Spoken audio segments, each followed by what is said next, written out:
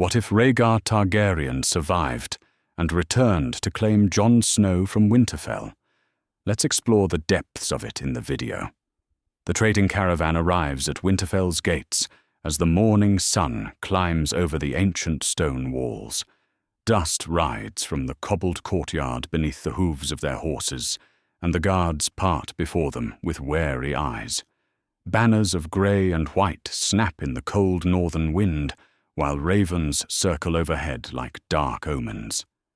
Sir Demon Rivers sits astride a black courser at the head of the merchant train, his violet eyes hidden beneath a hood of rough brown wool. The dye in his hair has faded after the long journey from Pentos, revealing streaks of silver gold that catch the light. For 17 years he has waited for this moment.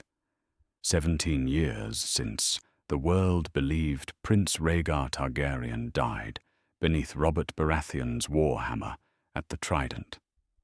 The courtyard bustles with activity as merchants unload exotic goods from across the narrow sea, silks from Lys, spices from the Summer Isles, and Valyrian steel trinkets that gleam like captured starlight. But Rhaegar's attention fixes on the young man training with a practice sword near the armory.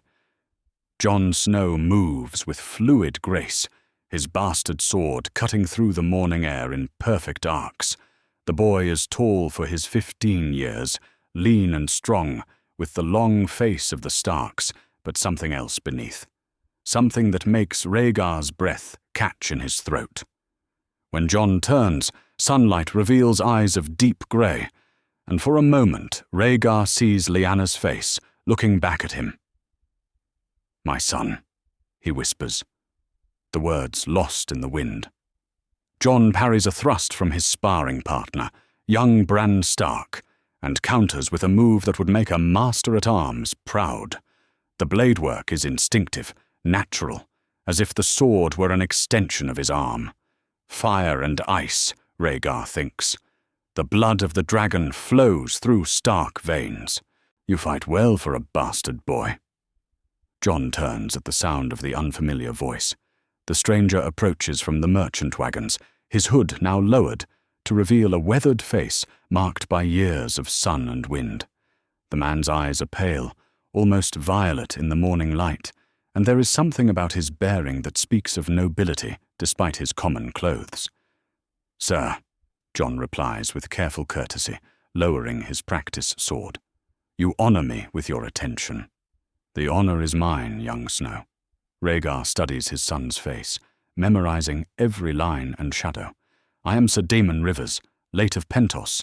These are dangerous times for merchants. But we heard Lord Stark deals fairly with honest traders." "Aye, that he does." Jon sheathes his blade and wipes sweat from his brow. "Are you here to see my father?" "My father." The words twist like a knife in Rhaegar's chest, but he keeps his expression neutral. "Perhaps. Tell me, boy, do you dream?" Jon's grey eyes narrow slightly. "Sir." "Dreams," Rhaegar repeats, stepping closer.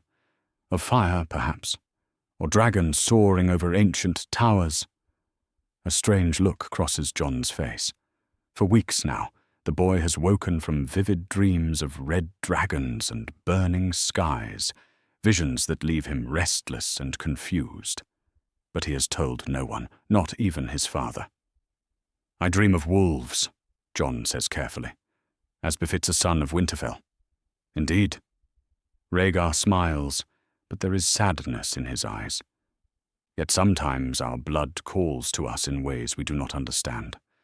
Sometimes we are more than we know." Before Jon can respond, heavy footsteps echo across the courtyard. Ned Stark approaches with measured strides, his face set in the stern mask he wears when dealing with strangers. Lord Stark's grey eyes take in the merchant's fine bearing, the quality of his boots despite the travel stains, and something else that makes his hand drift toward his sword hilt. "My lord," Rhaegar says, offering a respectful bow. "Sir Demon Rivers at your service. We come from Pentos, with goods for trade." Ned's gaze lingers on the stranger's face. Something about those violet eyes, stirs memories best left buried.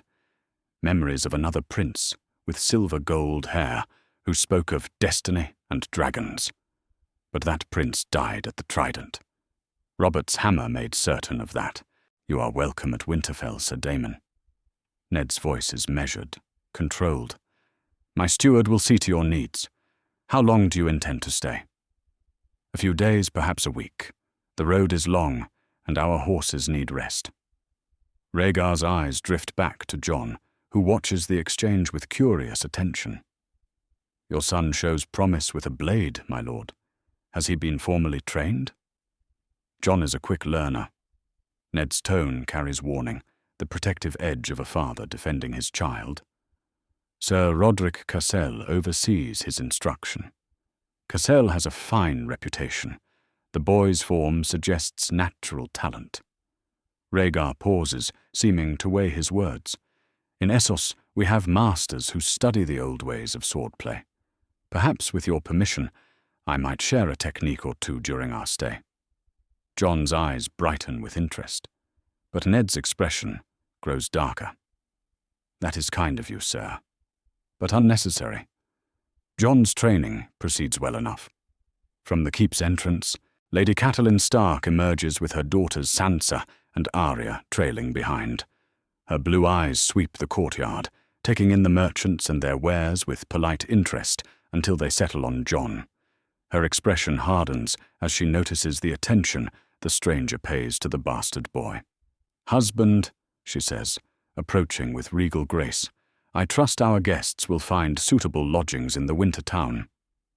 The merchant's hall will suffice, my lady, Rhaegar replies smoothly. Though I confess, I had hoped to hear tales of the north from those who know it best.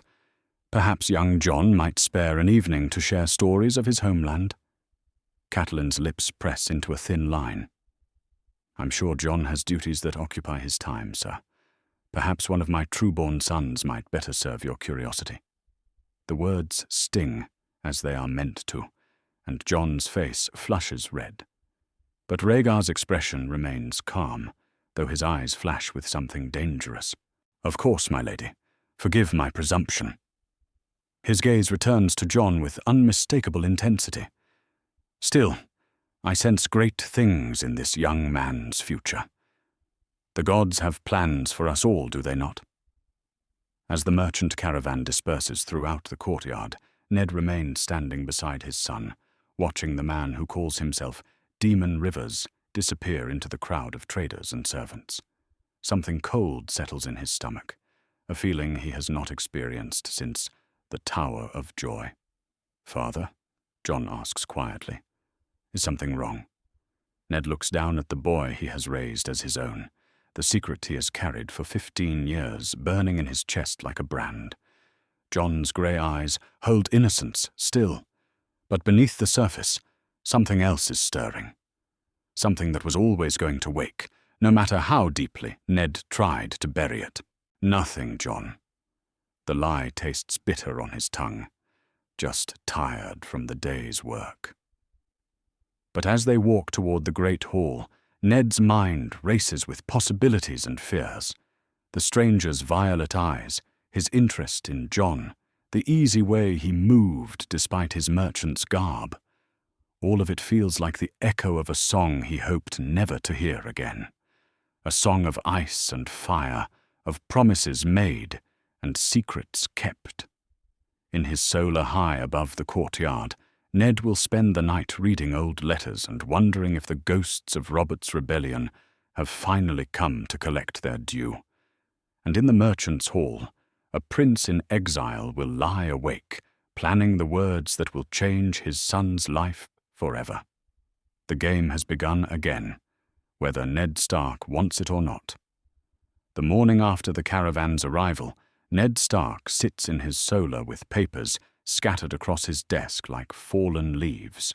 Ravens from White Harbor, Barrowton, and the Dreadfort carry routine reports of harvest yields and minor disputes, but none mention a merchant named Demon Rivers. His fingers drum against the oak surface as he studies the trading manifests again.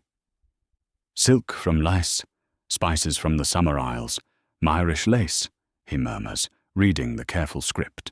All profitable goods, yet the man shows little interest in conducting business. The documents bear the proper seals from Pentos, but something feels wrong about them. The ink is too fresh, the parchment too clean for goods that supposedly travelled the long road from Essos. Ned has seen enough forged papers in his time to recognize the signs. From the courtyard below comes the ring of steel on steel. Through his window, Ned watches Jon training with the stranger who calls himself Demon Rivers. The merchant handles a practice sword, with grace that speaks of years spent learning the art of war, not trade. His movements flow like water, each strike precise and controlled. "Your stance is too wide," Rhaegar says, adjusting Jon's position with gentle hands. "In the Eastern style, we keep our feet closer together. It allows for quicker pivots and better balance." Jon follows the instruction eagerly, his natural talent evident as he adapts to the new techniques. The boy has always been quick to learn, but under this stranger's tutelage, his swordwork takes on an elegance that reminds Ned of someone he hoped never to remember. "This grip," Rhaegar continues, repositioning Jon's hands on the sword hilt. "Feel how it centers the blade's weight. The masters in Volantis say a sword should sing in your hands, not fight against them." "It does feel different," Jon admits, testing the new stance with a few practice cuts. "More natural somehow." Rhaegar watches with eyes that hold too much knowledge, too much pain. "Some things call to our blood, young Snow. The body remembers what the mind has forgotten." As they train, Maester Luwin approaches with his usual measured steps. The old man's chain jingles softly as he observes the lesson, his grey eyes sharp with curiosity. "An interesting technique, sir," Luwin remarks when they pause for water. "The style has an Eastern flavour, but the footwork reminds me of old Valyrian sword forms I've read about in ancient texts." Rhaegar's violet eyes flicker with something dangerous. "You are learned in such matters, Maester. I have studied many subjects in my time. The library at Old Town contains treatises on swordplay from across the known world." Luwin's voice carries casual interest, but Ned can see the wheels turning behind his eyes. "Tell me, do you know High Valyrian? Many of the Eastern sword masters record their teachings in the Old Tongue." "Hen nuha tain ixin," Rhaegar replies smoothly. "From my travels, yes." The words roll off his tongue with native fluency, pronounced with the pure accent of old Valyria, rather than the bastardized version spoken in the free cities. Luwin's eyebrows rise slightly, but he says nothing more before excusing himself to attend his duties. That evening, Jon sits by his chamber window, staring out at the twilight sky. The stranger's lessons echo in his mind, along with whispered words about blood remembering what the mind forgets. His dreams have grown more vivid lately, filled with images that make no sense, yet feel utterly real. He closes his eyes and sees it again. A great red dragon soaring above towers of black stone, its scales gleaming like rubies in the firelight. The creature's roar shakes the very foundations of the earth, and in its golden eyes burns an intelligence both ancient and terrible. Jon feels himself drawn upward, his spirit merging with the magnificent beast as they climb toward stars that burn like jewels against the endless night. "Dracarys," a voice whispers in his dream, speaking words in a language he has never learned but somehow understands. "Zaldrazes buzdari ixos daor." A dragon is not a slave.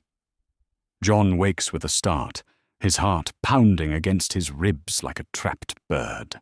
The words linger on his lips, foreign yet familiar, as if spoken by his own voice in another life.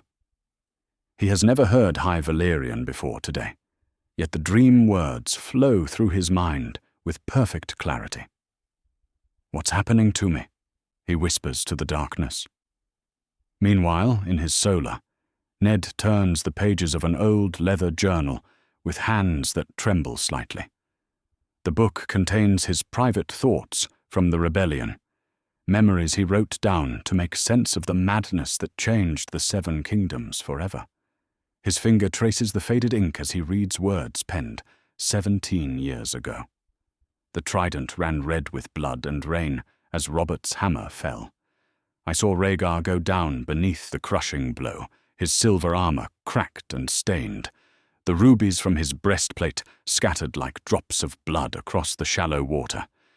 Yet when we searched for his body afterward, we found only fragments, pieces of armor, strands of silver-gold hair caught on river stones. Robert insisted the current had swept the corpse away, but something about his eyes suggested he knew more than he was saying.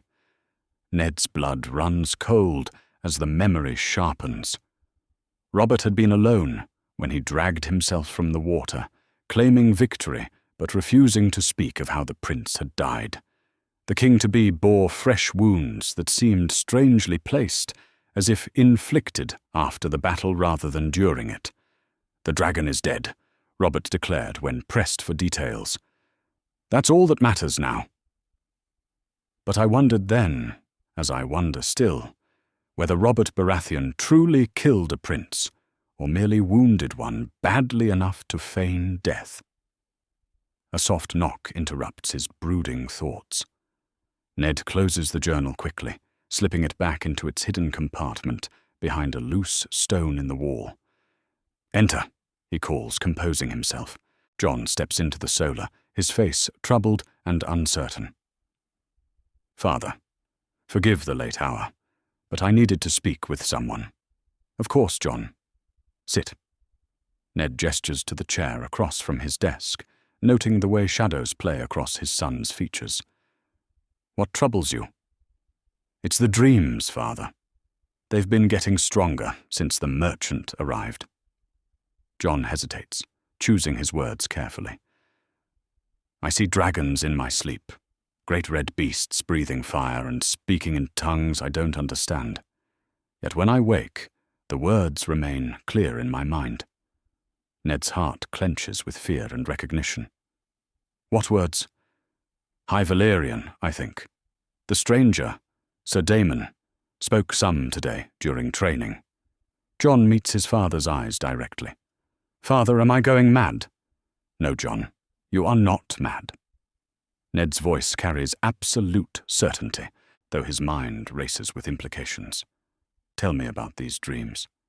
Everything you can remember." As Jon describes his visions of soaring dragons and burning towers, Ned feels the weight of 17 years of lies pressing down upon him like a mountain. The boy's Targaryen blood is waking, responding to the presence of his true father, whether Jon knows it or not. Later that night, after Jon has returned to his chambers still confused but somewhat comforted, Ned makes a decision that will haunt him forever. He takes ink and parchment and begins composing a letter to King Robert, informing his old friend that a man claiming to be a merchant from Pentos has arrived at Winterfell, asking strange questions about Jon Snow. But as he writes, doubts creep into his mind like winter fog. If Demon Rivers truly is Prince Rhaegar returned from the dead, what purpose drives him to Winterfell after so many years? And if he means harm to Jon, would involving Robert only make matters worse? The letter remains unfinished on his desk as Ned falls into troubled sleep, dreaming of silver princes and promises made beside a bed of blood and roses. In the merchant's hall, Rhaegar sits alone by a dying fire, polishing a small silver harp with hands that remember other nights and other songs.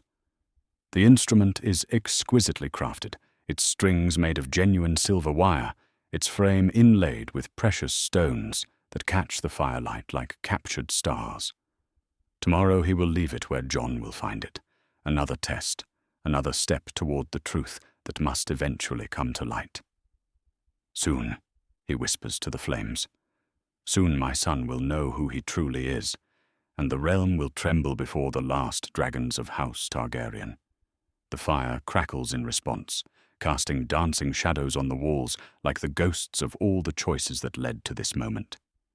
Outside, the wind howls through Winterfell's ancient stones, carrying with it the promise of storms to come. Jon finds the silver harp in his chambers when he returns from the evening meal, its polished surface gleaming like moonlight on water. The instrument sits atop his simple wooden chest, impossible to miss, yet placed with such care it might have grown there naturally. His fingers trace the delicate engravings along its frame, dragons intertwined with roses, their eyes inlaid with tiny garnets that catch the candlelight. A note accompanies the harp, written in elegant script. "Meet me in the God's Wood at midnight. Come alone. There are truths you must know. Dr." The words send ice through Jon's veins. Every instinct warns him against this meeting, yet something deeper compels him forward. The dragon dreams have grown stronger since the stranger's arrival, and the High Valyrian words echo in his mind like half-remembered songs. When the castle sleeps and the guards change their watch, Jon wraps his cloak around his shoulders and makes his way through Winterfell's shadowed corridors. The God's Wood waits in ancient silence, its heart tree standing pale and red-eyed in the moonlight like a sentinel from the dawn of time. Demon Rivers emerges from behind the massive trunk, but the man who steps into the moonlight is transformed. Gone is the rough merchant's garb, replaced by fine clothes of black leather and silver thread. His violet eyes shine with unmasked intensity, and his silver-gold hair gleams like spun starlight. "You came," he says simply. "Who are you?" Jon's voice is barely a whisper. "Truly, I am the man the world believes died 17 years ago at the Battle of the Trident." The stranger's words fall like stones into still water. "I am Prince Rhaegar Targaryen, heir to the Iron Throne and rightful king of the Seven Kingdoms." Jon takes a step backward, his hand instinctively moving to his sword hilt. "That's impossible. Prince Rhaegar is dead. Robert Baratheon killed him." "Robert Baratheon left me for dead," Rhaegar corrects gently. "There is a difference, though barely so. His war hammer shattered my ribs and cracked my skull, but loyal men spirited me away before the crows could feast. I spent months recovering in a fishing village near Maidenpool, then years in exile across the narrow sea." "Why are you telling me this?" Jon's voice cracks with confusion and fear. "What do you want with me?" Rhaegar steps closer, his eyes never leaving Jon's face. "Look at yourself, boy. Truly look. You have the Stark coloring, yes, but beneath it burns something else. The dragon's blood calls to dragon's blood. I'm Ned Stark's bastard son. Nothing more. You are Aegon Targaryen, 6th of your name, rightful prince of Dragonstone, and heir to the Iron Throne." The words hit Jon like physical blows. "You are my son, born of my union with Lyanna Stark in the Tower of Joy." Jon staggers as if struck. "No, you're lying. My mother was some tavern wench. My father told me. Ned Stark told you what he had to tell you to keep you alive." Rhaegar's voice carries infinite sadness. "Robert Baratheon swore to kill every Targaryen child in the Seven Kingdoms. Ned saved your life by claiming you as his bastard. My mother," Jon's voice breaks completely, "was the most beautiful woman in Westeros. Lyanna Stark, the Knight of the Laughing Tree, my beloved wife." Rhaegar pulls a small painting from his doublet, its surface worn smooth from years of handling. The image shows a young woman with grey Stark eyes and long dark hair, her face radiant with joy and love. Jon stares at the portrait with trembling hands. The woman's features mirror his own, but refined and feminine. He can see himself in the curve of her cheek, the set of her jaw, the proud tilt of her head. "She died bringing you into this world," Rhaegar continues softly. "Her last words were a plea for Ned to protect her son from Robert's wrath. She named you Aegon for the Conqueror, but asked that you be raised as Jon to keep you safe." "This isn't real." Jon shakes his head violently. "This is some fever dream. You're not Prince Rhaegar. He's been dead for 17 years.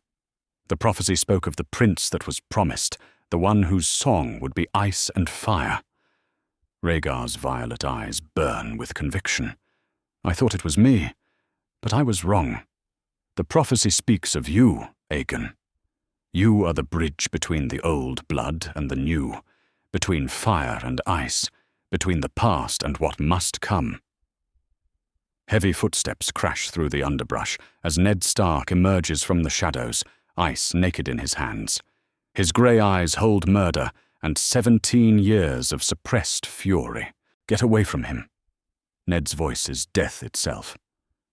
I should have known the dragon's madness would drive you back here eventually. Rhaegar turned slowly, showing no fear, despite the Valyrian steel pointed at his heart. Hello, Ned. You look well. The years have been kind to you. The years should have taken you to the grave where you belong. Ned steps forward, the great sword's edge catching moonlight. How long have you been alive? How long have you let the realm believe in a lie? Long enough to see what Robert Baratheon made of the throne I was born to inherit. Rhaegar's composure never wavers. Long enough to watch from across the sea as corruption and decay consumed the Seven Kingdoms. You started a war that cost thousands of lives. You kidnapped my sister and let her die in that tower. Ned's knuckles whiten around Ice's grip. You destroyed everything for your obsession with prophecy and ancient bloodlines. I loved her. The words ring with absolute truth. We were wed in the sight of the old gods and the new. Lyanna came with me willingly because she knew what would happen if she married Robert Baratheon. Father, Jon's voice cracks like a boy's, not a man's. Is it true? Is he really my father? Ned's eyes never leave Rhaegar, but pain bleeds through his stern mask. Yes, Jon, Prince Rhaegar is your father by blood. The admission hits Jon like a physical blow. He falls to his knees beside the heart tree, his world crumbling around him like castles made of sand. Everything he thought he knew about himself dissolves in an instant. I'm not Jon Snow, he whispers. I'm not Ned Stark's son. I'm not even a bastard. You are Aegon Targaryen, Rhaegar says gently, moving toward his son. The blood of old Valyria flows in your veins. You are the prince that was promised, the song of ice and fire made flesh. I don't want to be a prince. Jon's scream echoes through the godswood like the cry of a wounded animal. I want to be Jon Snow of Winterfell. I want Ned Stark to be my father. Ned Stark will always be your father in every way that matters, Rhaegar says softly. I gave you life, but he gave you everything else. Honor, courage, love. These came from the man who raised you, not the blood in your veins. Footsteps on dead leaves announce another arrival. Catelyn Stark emerges from the darkness, her face pale as moon-bleached bone. She has heard enough to understand what stands before her in the godswood. Sweet mother, have mercy, she breathes. It's true. The Dragon Prince lives. Her blue eyes fix on Jon with a mixture of horror and recognition. All these years I hated you for the reminder of my husband's supposed betrayal. But you were never his bastard. You are the prince's son, the enemy's blood, sleeping under my own roof. Catelyn, Ned begins. How could you not tell me? Her voice rises with each word. How could you let me hate an innocent child for a lie? How could you risk our children's lives by harboring a Targaryen in Winterfell? Because he was just a baby, Ned replies fiercely. Because Lyanna died in my arms, begging me to save her son. Because some things matter more than politics and old grudges. Jon rises unsteadily to his feet, his grey eyes moving between the three adults who have shaped his world. What happens now? Do I go with him? Do I stay here? What am I supposed to do with this knowledge? You choose, Rhaegar says simply. I will not force you to come with me, but I will not abandon you again, either. The realm needs dragons, Aegon. The prophecies speak of darkness coming from the north, of winter that will never end. The prince that was promised must be ready when that day arrives. I need time to think. Jon's voice sounds hollow, distant. I need to understand what this means. Time is a luxury we may not have much longer, Rhaegar warns. Robert Baratheon still sits the Iron Throne.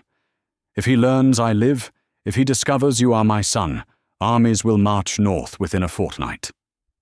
Then we will deal with that when it comes, Ned says grimly. But Jon makes his own choice. He is not a pawn to be moved across your board of prophecies and ancient bloodlines. As clouds drift across the moon, casting the godswood into deeper shadow, 4 people stand beneath the heart tree, carrying the weight of revelations that will change the 7 kingdoms forever. Jon Snow is dead, and in his place stands Prince Aegon Targaryen, heir to fire and blood, though he doesn't yet know what that inheritance will cost. The Game of Thrones has begun again, and this time the dragons have returned to play. The great hall of Winterfell has never felt so cold, despite the massive hearth blazing at its heart. Dawn breaks grey and bitter through the high windows as the Stark family gathers in emergency council. The revelation from the godswood hangs over them like a funeral shroud, changing everything they thought they knew about their lives. Catelyn paces before the high table like a caged wolf, her blue eyes blazing with fury and fear. He must die, Ned. Tonight, before word spreads beyond these walls. You would have me murder a guest under my roof. Ned's voice carries quiet steel. I am not Walder Frey. Guest? Catelyn whirls to face her husband. He is Prince Rhaegar Targaryen, the man whose actions cost thousands of lives and plunged the realm into war. He kidnapped your sister and let her die for his mad prophecies. He is also Jon's father, Ned replies grimly, and killing him now will not undo what we learned last night. Robb sits in stunned silence at the table's end, his normally confident demeanor shattered. The young heir's hands clench and unclench as he struggles to process the news that his closest companion, his bastard brother, is actually a Targaryen prince. I don't understand any of this, Robb finally says. Jon is my brother. He's always been my brother. How can he suddenly be someone else, entirely? Blood doesn't change who someone is, Ned says gently. Jon is still the same person you've known and loved all your life. Is he? Robb's voice cracks with confusion. Because the Jon I know would never have kept such a secret from me. The Jon I know wouldn't be heir to the Iron Throne, while I'm just the heir to Winterfell. Sansa perks up from her seat beside her mother, her blue eyes bright with sudden interest. If Jon is really Prince Aegon, does that mean he'll be king someday? Will he have a crown and everything? Sansa! Catelyn snaps. This is not some romantic song. This is treason and madness. But Arya leans forward eagerly, her grey eyes sparkling with excitement. A real prince? With dragons and everything? That's amazing. Jon's going to be so much more interesting now. There are no dragons left, you foolish girl, Sansa says with practiced superiority. Everyone knows that. There are across the narrow sea, Arya retorts. I heard the merchants talking about a Targaryen princess with 3 dragons in Essos. Maybe Jon can get some too. Theon Greyjoy watches the exchange with calculating eyes, his mind already working through the political implications. A Targaryen claimant in Winterfell changes everything about the balance of power in the 7 kingdoms. The Ironborn have no love for Robert Baratheon, but they respect strength wherever it comes from. Where is Jon now? Theon asks casually. Surely he should be part of this conversation, given that it's about his parentage. He left before dawn, Ned admits reluctantly. Said he needed time alone to think. Catelyn's face goes pale. You let him leave? What if he goes to the king? What if he tells Robert what he's learned? Jon would never betray us, Robb says firmly, though doubt creeps into his voice. Would he? Meanwhile, in the haunted forest beyond Winterfell's walls, Jon stumbles through the underbrush with tears freezing on his cheeks. Everything he thought he knew about himself has crumbled to ash and memory. He is not Jon Snow, bastard of Winterfell.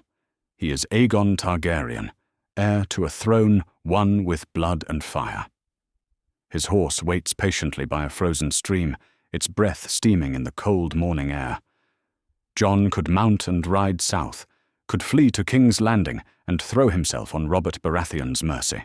Or he could ride north to the Wall and disappear into the black of the Night's Watch forever. "Running away won't change what you are," a familiar voice says from behind him. Jon spins to find Rhaegar emerging from the trees, moving with the silent grace of a seasoned hunter.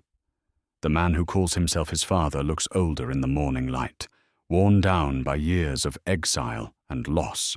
"I'm not running away," Jon lies. "I'm thinking." "You're thinking about running away," Rhaegar corrects gently. "I can see it in your eyes.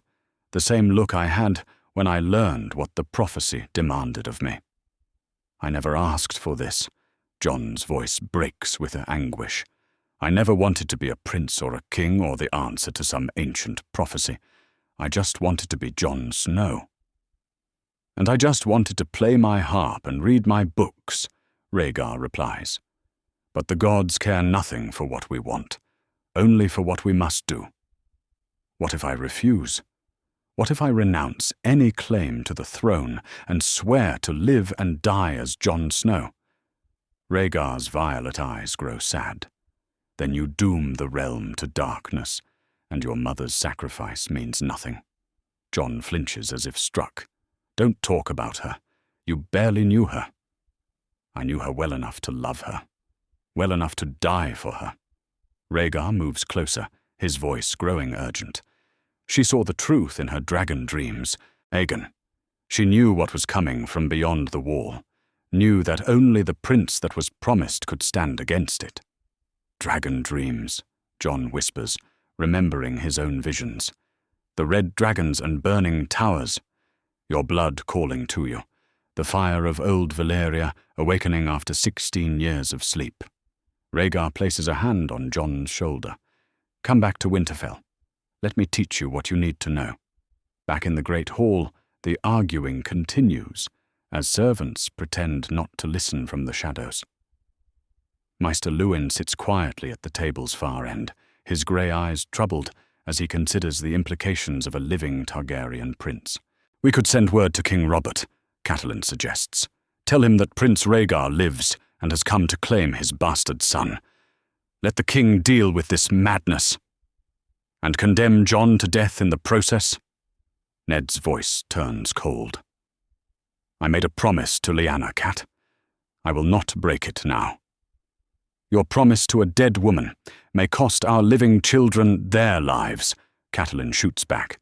"If Robert discovers we harbored a Targaryen prince without warning him, then we face that when it comes," Ned interrupts. "But I will not hand over Jon to be murdered for crimes he never committed." Theon clears his throat diplomatically. "Perhaps there's another way to look at this. The realm grows restless under King Robert's rule. His drinking, his debts, the Queen's influence. Many lords whisper of better days under Targaryen rule. You speak treason, Theon, Catelyn warns. I speak truth, Theon replies smoothly. The Ironborn remember when dragons flew over the Seven Kingdoms, and the realm knew peace through strength. If Prince Rhaegar lives, if he has a legitimate heir, then we have civil war, Robb finishes grimly. Brother fighting brother again, just like the rebellion. Sansa looks between her parents with growing worry. Will we have to fight? Will Jon really try to take the Iron Throne? Jon doesn't want the throne, Arya says confidently. He told me once that kings live in cages made of gold. He'd rather be free. What Jon wants may not matter. Maester Luwin speaks for the first time, his voice heavy with knowledge. If Prince Rhaegar publicly acknowledges him as his heir, every enemy of House Baratheon will rally to their banners. The boy will have no choice but to fight or die. The great doors swing open as Rhaegar and Jon return from the forest, both looking grim but resolved. Jon's face bears the weight of acceptance, while Rhaegar moves with the quiet confidence of a man whose plans are finally in motion. Lord Stark, Rhaegar says formally, I request a private audience with you and your family. There are matters we must discuss. More secrets? Catelyn's voice drips with bitter sarcasm. More lies wrapped in pretty words about prophecy and destiny. No more lies, Rhaegar promises. Only truth, however painful it may be. Jon steps forward, his grey eyes finding each family member in turn. I've made my choice. I'll not run from what I am, but I'll not abandon who I've become either. If I am truly Aegon Targaryen, then I'll try to be worthy of both names. And what does that mean for us? Robb asks quietly. It means everything changes, Jon admits, but it also means we face that change together, as a family. Catelyn laughs bitterly. Family?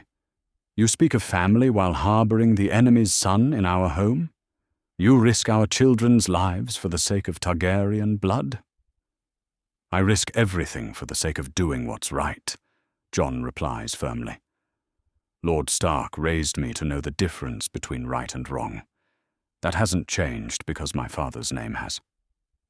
Ned feels his heart swell with pride, despite the darkness gathering around them. Whatever trials lie ahead, Jon Snow, Prince Aegon Targaryen, remains the honorable young man he raised. The blood of dragons may flow in his veins, but the heart of a Stark beats in his chest. Very well, Ned says finally. We listen to what Prince Rhaegar has to say. But make no mistake, any plan that puts my family in danger will find no support from me. Rhaegar nods gravely. I would expect nothing less from the man who raised my son to be a better person than I ever was. As the Stark family gathers around the table to hear what the returned Dragon Prince has planned, ravens begin circling Winterfell's towers like harbingers of war. Word will spread soon, as it always does. The Game of Thrones has begun again, and this time the stakes are higher than anyone can imagine. Winter is coming, but fire and blood come with it. Maester Luwin's hands tremble as he ties the raven's leg with practiced precision. The message cylinder contains words that will shake the 7 kingdoms to their foundations, but duty compels him to send them nonetheless. 3 ravens sit on his desk, 1 bound for King's Landing, 1 for White Harbour, and 1 for Bear Island. Are you certain about this, my lord? Luwin asks one final time. Once these ravens fly, there will be no taking back what follows. Ned stands by the Maester's tower window, watching the grey sky with grim acceptance. The choice was taken from us the moment Prince Rhaegar revealed himself. Better that our allies learn the truth from us than from our enemies. And the king? Robert will rage and call his banners, just as we knew he would. Ned's voice carries the weight of inevitability. But perhaps this time the realm will choose differently. Luwin nods gravely and opens the window. The ravens take flight like dark arrows shot into the storm, carrying news that will transform the political landscape of Westeros forever. Meanwhile, in the Red Keep's throne room, King Robert Baratheon sits slumped on the Iron Throne, a cup of wine in his massive fist. His once mighty frame has softened with years of excess, but the warrior's fire still burns in his blue eyes when Varys approaches with a raven scroll.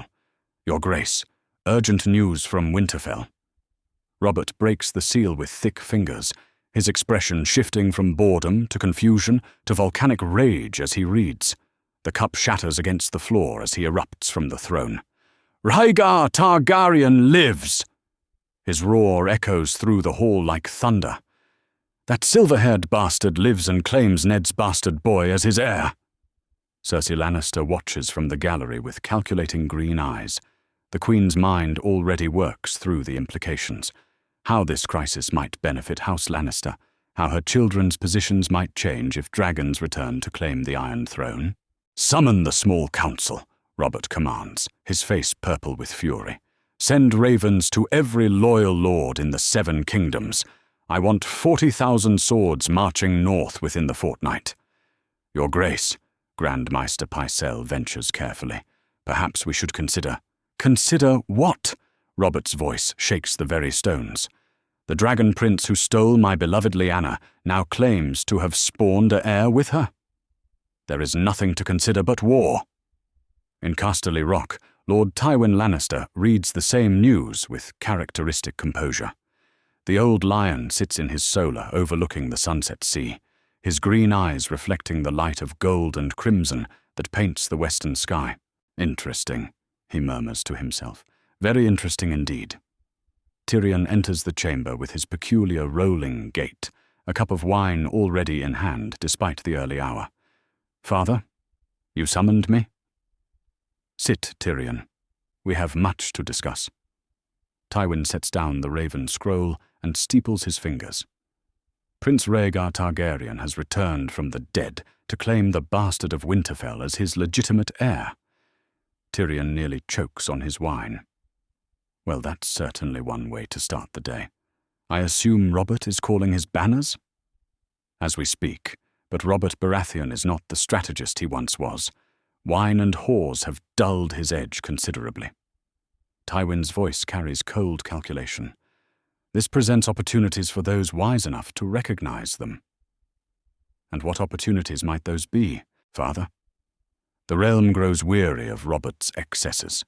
His debts mount while his attention wanes. A Targaryen claimant with Stark support might prove appealing to certain lords. Tywin's smile is thin and dangerous. We must position ourselves carefully for whatever comes. Back at Winterfell, the castle bustles with activity as northern lords answer Ned's summons. The first to arrive is Wyman Manderly from White Harbour, his massive form requiring 2 horses for the journey. The Lord of White Harbour enters the great hall with surprising grace for a man of his size. My Lord Stark, Manderly says formally, his voice carrying the weight of old authority.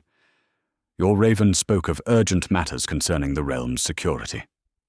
Ned rises from the high table where Jon sits beside him, no longer hiding among the bastards and retainers. Lord Manderly, I thank you for coming swiftly. There are truths you must know before word spreads further. As Ned explains the situation, Manderly's eyes grow wide with recognition and calculation. The Lord of White Harbour has ruled his lands through decades of careful political maneuvering, and he understands immediately what this revelation means. Prince Rhaegar lives, Manderly repeats slowly, and claims this young man as his true-born heir. I do not claim him, Rhaegar says, stepping from the shadows where he has waited. I acknowledge him. Aegon Targaryen is my son by Lyanna Stark, born in lawful wedlock before gods and men. Manderly studies Jon with new eyes, noting the proud bearing that becomes more apparent with each passing day. You have proof of this marriage? I have the word of Ned Stark and the evidence of blood itself, Rhaegar replies. Look at the boy's dreams, his natural skill with blade and bow, the way fire calls to fire. Jon meets the Lord's gaze directly, no longer the uncertain bastard boy of days past. I ask nothing of you, my lord, but I will not deny what I am or run from what I may become. Manderly nods slowly. White Harbour remembers the Targaryens. My grandfather served the Mad King faithfully until Robert's rebellion. We have no love for House Baratheon or their Lannister allies. Then you support Prince Rhaegar's claim? Ned asks carefully. I support the rightful king, whoever that may be. Manderly's answer is diplomatically perfect. If Prince Aegon can prove his worthiness to rule, White Harbour will not stand in his way. Soon after, other northern lords arrive. Great Jon Umber thunders into Winterfell with 100 mounted men, his massive frame and booming voice filling every space he occupies. Rickard Karstark comes with quiet dignity, his stern face betraying nothing of his thoughts. The tensions become clear immediately. Umber openly declares his support for any Targaryen who promises to restore the old ways, while Karstark speaks carefully of oaths and loyalties that cannot be easily broken. I swore allegiance to King Robert 17 years ago, Karstark says during the evening feast. House Karstark does not break its word lightly. Even for a bastard king who cares more for wine than his people? Umber counters roughly. The Targaryens brought 3 centuries of peace to the 7 kingdoms. The Targaryens also brought the Mad King, Karstark replies coolly. Jon listens to the debate with growing understanding of the complexities he faces. Every choice carries consequences. Every ally comes with a price. But as the evening progresses, his resolve only strengthens. My lords, Jon says finally, rising from his seat. I know what you see when you look at me. A bastard boy with unclear loyalties and untested resolve. But I am Aegon Targaryen, 6th of my name, and I am also Jon Snow of Winterfell. I will not abandon the North that raised me to claim a throne I have not earned. The hall falls silent, as every eye fixes on the young prince. In the firelight, his Targaryen heritage becomes more apparent. The way he holds himself, the unconscious command in his voice, the steel beneath the courtesy. If I am to be king, Jon continues, I will be a king worthy of both my names. The North will always have a place at my table and a voice in my council. Great Jon Umber pounds his fist on the table with approval. Well spoken, lad. You may have dragon's blood, but you've got a wolf's heart. The next morning brings an unexpected visitor. Lady Maege Mormont arrives with a small guard of fierce-eyed women, her grizzled face set in its perpetual scowl. The Lady of Bear Island has ridden hard through dangerous territory to reach Winterfell. Lord Stark, she says without preamble, I've come to see this dragon prince for myself. Rhaegar meets her in the courtyard, his bearing respectful, but confident. Lady Mormont circles him like a hunter, evaluating prey, her sharp eyes missing nothing. You look like your father, she says finally. King Aerys had that same pretty face and silver tongue. I am not my father, Rhaegar replies calmly, just as you are not yours. Mormont barks a laugh. Fair point, dragon. My father was a fool who died young. I've lived longer by being smarter. She turns to Jon, who stands nearby. And what about you, boy? You ready to rule 7 kingdoms? I'm ready to learn how, Jon answers honestly, with the help of those wiser than myself. Honest answer. I like that. Mormont nods approvingly. Bear Island remembers.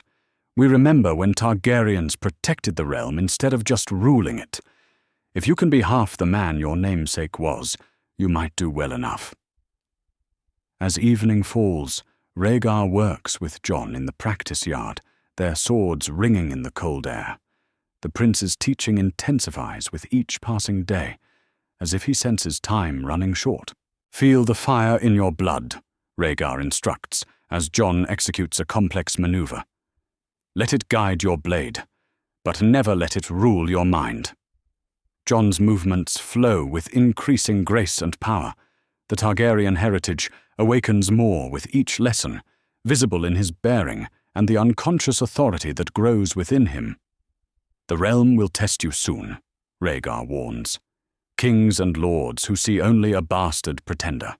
You must show them the dragon's fire while keeping the wolf's wisdom. I understand, Jon replies, lowering his sword. But what if I fail? What if I'm not strong enough to be what the realm needs? Then you'll learn from your failures and grow stronger, Rhaegar says simply. That is what separates true kings from mere tyrants. Above them, more ravens circle in the gathering dusk. Word spreads across the 7 kingdoms like ripples on a pond, carrying news that will reshape the realm forever. In King's Landing, Robert Baratheon rages and plans war. In castles great and small, lords weigh their loyalties and consider their options. The Game of Thrones has begun again, and this time the dragons are ready to play. The Great Hall of Winterfell has never held such a gathering. Banners from across the north hang from the ancient stone walls, the Mermaid of Manderley, the Umber Giant in chains, the Sunburst of Karstark, and the Black Bear of Mormont. At the high table sits Prince Rhaegar Targaryen in robes of black and red, while beside him stands Jon Snow, no longer hiding his true heritage. Lords and ladies of the North, Rhaegar's voice carries across the packed hall. For 17 years, the realm has believed me dead. For 17 years, my son has lived in exile from his birthright. Today that ends. The assembled lords watch in tense silence as Rhaegar rises from his seat, his silver-gold hair catching the torchlight like a crown itself. In his hands, he holds an ancient blade forged of Valyrian steel, its dark metal rippling with patterns like frozen fire. I, Rhaegar of House Targaryen, first of my name, rightful king of the Andals, the Rhoynar, and the First Men, Lord of the Seven Kingdoms and protector of the realm, do hereby reclaim my throne usurped by Robert of House Baratheon. The words ring through the hall like a bell-tolling war. Some lords nod approval, others shift uncomfortably, but none dare speak against the prince who has returned from the grave. Furthermore, Rhaegar continues, turning to Jon, I name my true-born son, Aegon Targaryen, sixth of his name, as my heir and Prince of Dragonstone, born of my union with Lady Lyanna Stark in the sight of gods and men. Jon steps forward, his heart pounding against his ribs like a trapped bird. For weeks he has wrestled with this moment, knowing it would change everything forever. Now the time for doubt has passed. I accept, Jon says clearly, his voice carrying the wolf's howl beneath the dragon's roar. I am Aegon Targaryen, son of Prince Rhaegar and Lady Lyanna, and I claim my place as heir to the Iron Throne. Rhaegar extends the Valyrian steel blade toward his son. Then take up Blackfire, the sword of kings, and let all who witness know that House Targaryen has returned. Jon's fingers close around the ancient hilt, and immediately he feels the steel sing in his grasp. The blade seems to call to his blood, recognizing the Targaryen fire that flows in his veins. As he lifts the sword, its dark steel reflects the torchlight like captured starfire. Long live King Rhaegar! Great Jon Umber's voice booms across the hall. Long live Prince Aegon! The cry is taken up by others, Manderley men and Mormont women, sworn swords and household guards. Not all join the chorus, but enough voices ring out to shake the very foundations of Winterfell. Meanwhile, far to the south, Robert Baratheon's host crosses the neck like a dark tide flowing north. 20,000 men march under the crowned stag banner, their armor glinting in the pale autumn sun. At their head rides the king himself, his massive form encased in steel and fury. How much farther to Winterfell? Robert demands of his outriders. Another fortnight at this pace, your grace, the lead scout replies. But we've had word from the twins. Lord Frey requests audience before we cross his bridge. Robert's blue eyes flash with impatience. Walder Frey can kiss my royal arse. We cross where and when I say. Beside the king rides Sir Jaime Lannister, his golden hair flowing beneath a helm shaped like a lion's head. The Kingslayer's green eyes remain fixed on the road ahead, but his thoughts churn with conflicting loyalties and ancient oaths. I swore to protect the royal family, Jaime thinks, as his destrier picks its way through the muddy ground. But which royal family? The Baratheons who wear the crown, or the Targaryens who were born to it?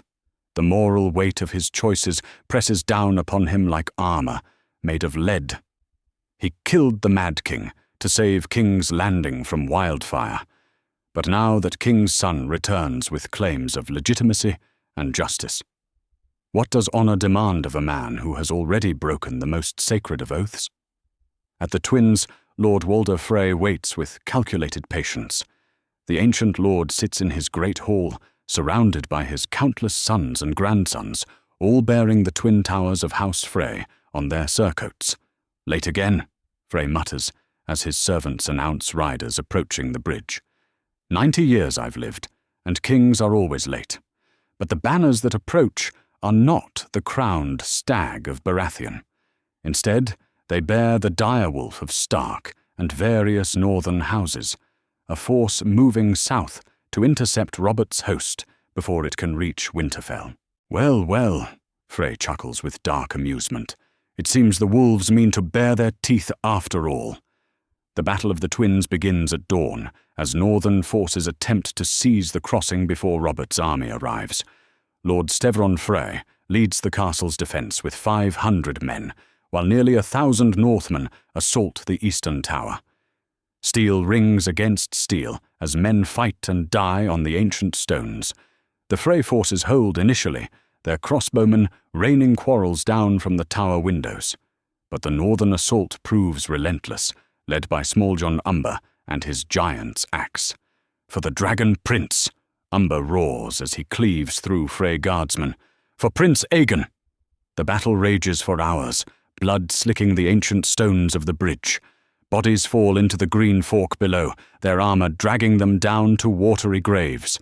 By midday, the Northmen have taken the eastern tower, but the western tower and the bridge itself remain in Frey hands. In King's Landing, Queen Cersei Lannister watches the unfolding crisis with calculating green eyes. The ravens bring news of battles and declarations, each message shifting the game board in her mind. Father's strategy proves wise, she murmurs to herself as she burns another dispatch. Let Robert exhaust himself fighting dragons while we position ourselves for whatever follows. Her children play in the Red Keep's gardens, unaware that their futures hang in the balance of distant battles. Joffrey swings a practice sword with vicious enthusiasm, while gentle Myrcella tends to her dolls with maternal care. Little Tommen chases butterflies through the rose bushes, his laughter echoing off ancient stones. They are Baratheons in name only, Cersei thinks as she watches them. But if the realm tears itself apart over Targaryen claims, who will protect my cubs? Back at Winterfell, Arya Stark corners Jon in the Godswood as he practices with Blackfire beneath the heart tree. Her grey eyes burn with determination as she approaches her brother, or the young man she still thinks of as her brother. I want to come with you, she says without preamble. Jon lowers the ancient blade, its weight somehow lighter in his hands with each passing day. Arya, you can't. It's too dangerous. I can fight, she insists. I've been practicing with needle every day. I'm not some helpless girl like Sansa. You're 9 years old, Jon replies gently. This is war, not a game. Arya's face sets in stubborn lines that remind Jon powerfully of their father. You're my brother, no matter what your name really is. Brothers protect each other. Jon feels his heart clench with love and worry. The little girl before him has always been fierce, but war will test her in ways no child should face. If you truly want to help, Jon says carefully, stay here and protect Bran and Rickon. They'll need someone brave to watch over them while Father and I are gone. Arya considers this with the seriousness of a seasoned general. You really think they'll need protecting? I think dark times are coming to the Seven Kingdoms, Jon admits, and the innocent always suffer most when great lords play their games.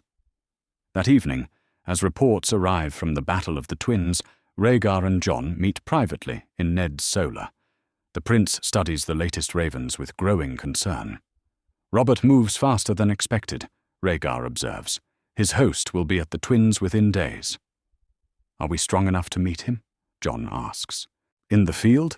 No, Robert commands 20,000 men, while we have perhaps 8,000.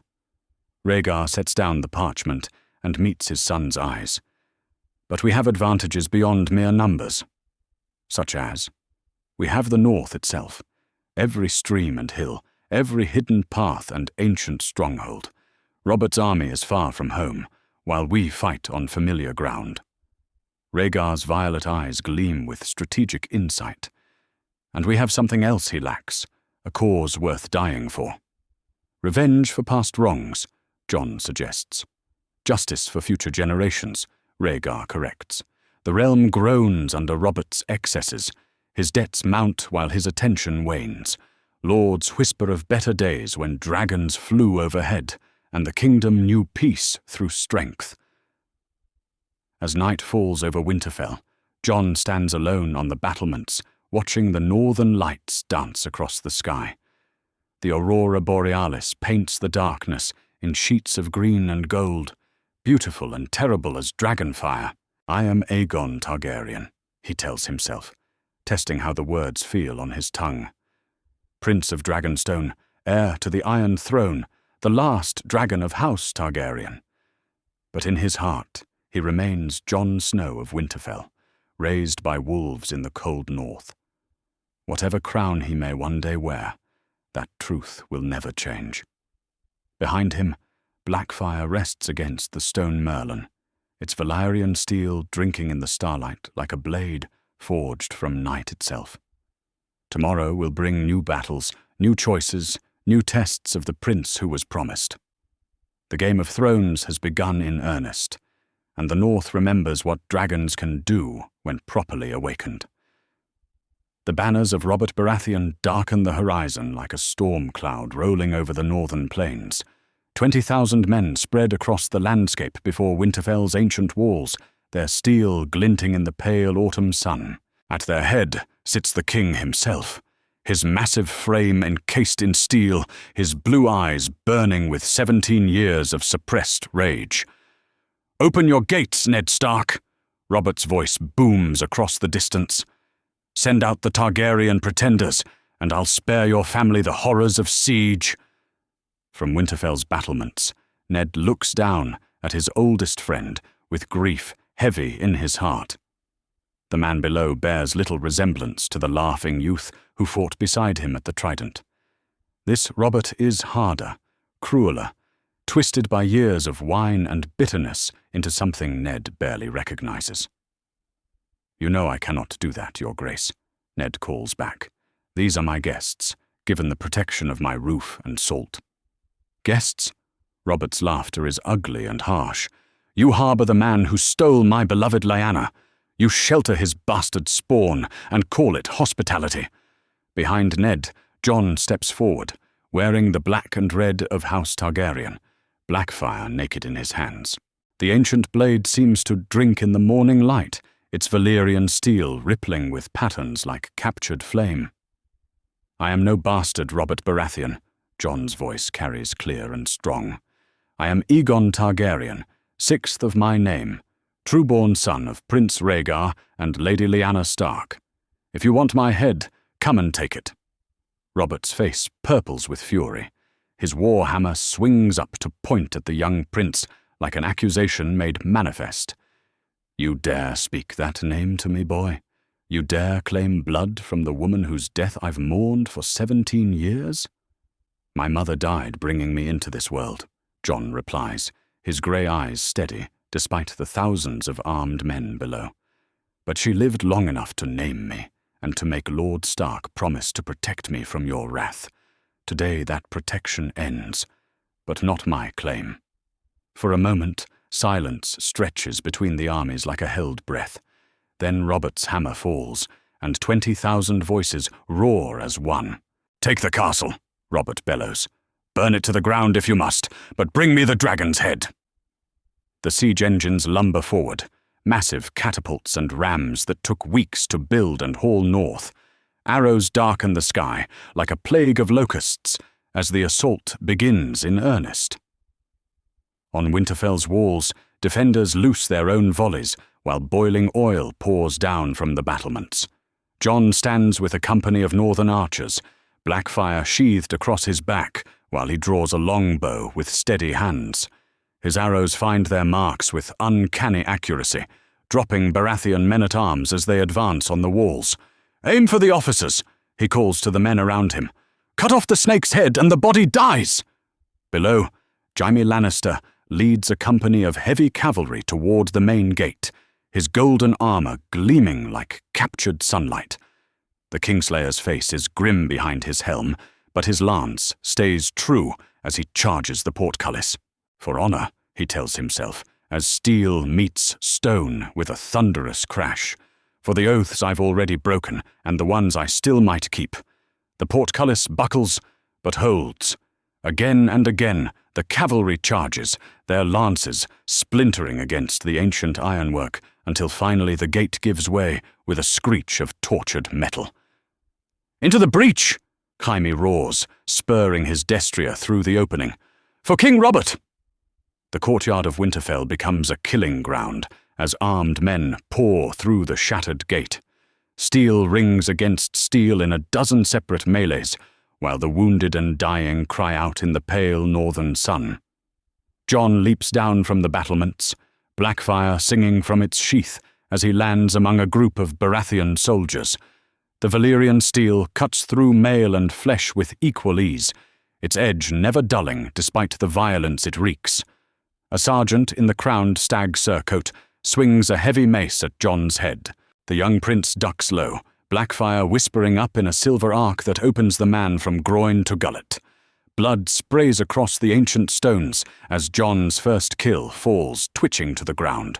So easy, Jon thinks with sick fascination. One moment alive, the next just meat and memory. The reality of war hits him like a physical blow. This is no practice bout with blunted blades and gentle corrections. This is death made manifest, and he is both its agent and its target. "Behind you, my prince!" Great Yon Umber's warning comes just in time. Jon spins to find a royal guardsman in white enamel bearing down on him, longsword raised for a killing blow. The man's face is hidden behind a steel helm shaped like a crown, but his intent is clear enough. Blackfire meets the guardsman's blade in a shower of sparks. The force of impact drives Jon to one knee, but the Valyrian steel holds where common metal would have shattered. They circle each other warily, predator and prey with roles yet undetermined. "Yield, boy," the guardsman pants through his helm's breathing slits. "King Robert wants you alive to face justice." "Justice?" Jon laughs grimly, blood from a cut on his cheek staining his smile red. What justice is there in murdering children for their father's crimes? The guardsman's answer comes in the form of a vicious overhead cut that would have split Jon's skull if not for Blackfire's intervention.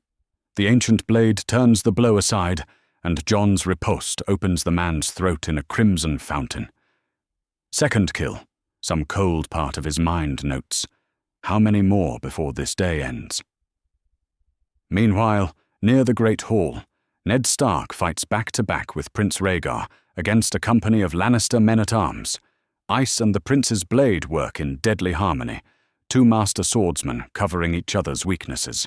"This ends today," Rhaegar pants as he parries a spear thrust. "One way or another, the realm's bleeding stops here." "Aye," Ned agrees, Ice's Valyrian steel trailing ribbons of blood. But the cost keeps climbing. A roar from across the courtyard draws their attention. Robert Baratheon wades through the melee like a force of nature, his war hammer crushing everything in its path. Men flee before the king's fury or die beneath his iron-shod boots. "Rhaegar!" Robert's voice shakes the very stones. "Face me, you silver-haired coward!" The king's eyes lock on his target across the battlefield. For 17 years he has dreamed of this moment, this chance to finish what began at the Trident. Nothing else matters now. Not crown, not kingdom, not the thousands dying around them. Rhaegar meets that gaze without flinching. "Ned, get the children to safety. This is between Robert and me." "I won't leave you to face him alone," Ned protests. "You must." Rhaegar's violet eyes burn with certainty. "Whatever happens here, Aegon must survive. The realm needs him for what's coming." Before Ned can object further, Robert smashes through the last line of defenders, separating him from his enemy. The king's hammer swings in deadly arcs, each blow capable of crushing a man to pulp. 17 years I've waited for this moment," Robert snarls as he advances on Rhaegar. 17 years of dreaming about your death." "Then dream no more," Rhaegar replies, raising his blade to meet the attack. The duel that follows will be sung about for generations. Robert's brute strength against Rhaegar's speed and skill, hammer against sword, rage against duty. They circle each other like wolves, each seeking the opening that will end their feud forever. Robert's first blow nearly takes Rhaegar's head off, the hammer whistling past his ear with enough force to crack stone. The prince's riposte opens a gash along the king's arm, but the wound only seems to fuel Robert's fury. "She was mine!" Robert roars, swinging again. "Lyanna was promised to me." She chose otherwise. Rhaegar dances away from another crushing blow. Love cannot be commanded, only given freely. Their battle rages across the courtyard, a dozen lesser fights pausing to watch the kings clash. Blood flows from cuts on both men, but neither shows signs of yielding. Then disaster strikes from an unexpected quarter. Theon Greyjoy appears at the Great Hall's entrance, little Bran Stark struggling in his grasp. The iron-born youth holds a dagger to the boy's throat, his face set in lines of desperate calculation. "Enough!" Theon shouts above the battle's din. "Everyone stop, or the boy dies!" The fighting falters as men turn to see what new madness has entered their war. Ned's face goes white with terror as he sees his youngest son in mortal danger. "Let him go, Theon," Ned pleads. "He's just a child." "A child whose life can buy my family's freedom," Theon replies coldly. "Tell your men to lay down arms, Lord Stark, or watch your son bleed out on these stones." Robert sees his opportunity and takes it. While Rhaegar's attention wavers for just a moment, the king's hammer swings in a devastating arc.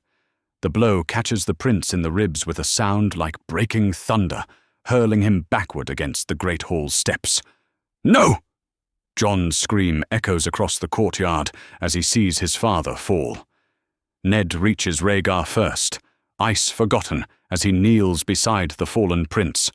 Blood froths on Rhaegar's lips, and his violet eyes grow dim with approaching death.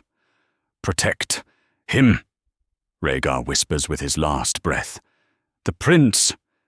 That was promised." Robert advances for the killing blow, his hammer raised high. But Ned Stark rises to block his path, ice naked in his hands. "Stand aside, Ned," Robert commands. "This doesn't concern you anymore." "It has always concerned me," Ned replies quietly. "From the moment I held Lyanna's hand as she died. From the moment I swore to protect her son." "Then you'll die with them," Robert snarls, bringing his hammer down. Ice rises to meet the blow, Valyrian steel singing as it turns aside the king's weapon. But the force of impact drives Ned to his knees, and Robert's return stroke caves in his skull with a wet crunch. "Father!" Robb Stark's cry joins Jon's, as both young men see their lord fall. The sight of Ned Stark's death breaks something fundamental in Jon's mind.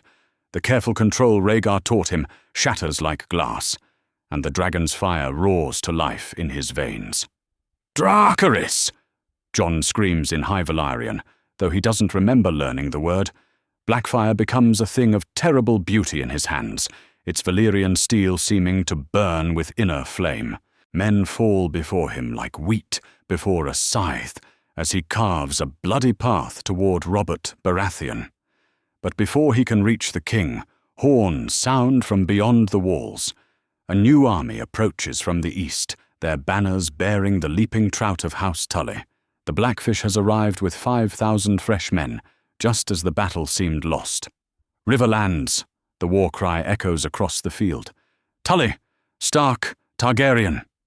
Sir Brynden Tully leads the charge personally, his sword red with enemy blood before the first line breaks. Behind him ride the flower of the Riverlands, Mallister and Darry, Piper and Vance, all united under the dragon's banner. Robert's forces, already exhausted from the siege, begin to crumble under this fresh assault. What seemed like certain victory moments ago transforms into desperate retreat as the tide of battle turns. "Fall back!" Jaime Lannister shouts above the chaos. "Regroup beyond the walls!"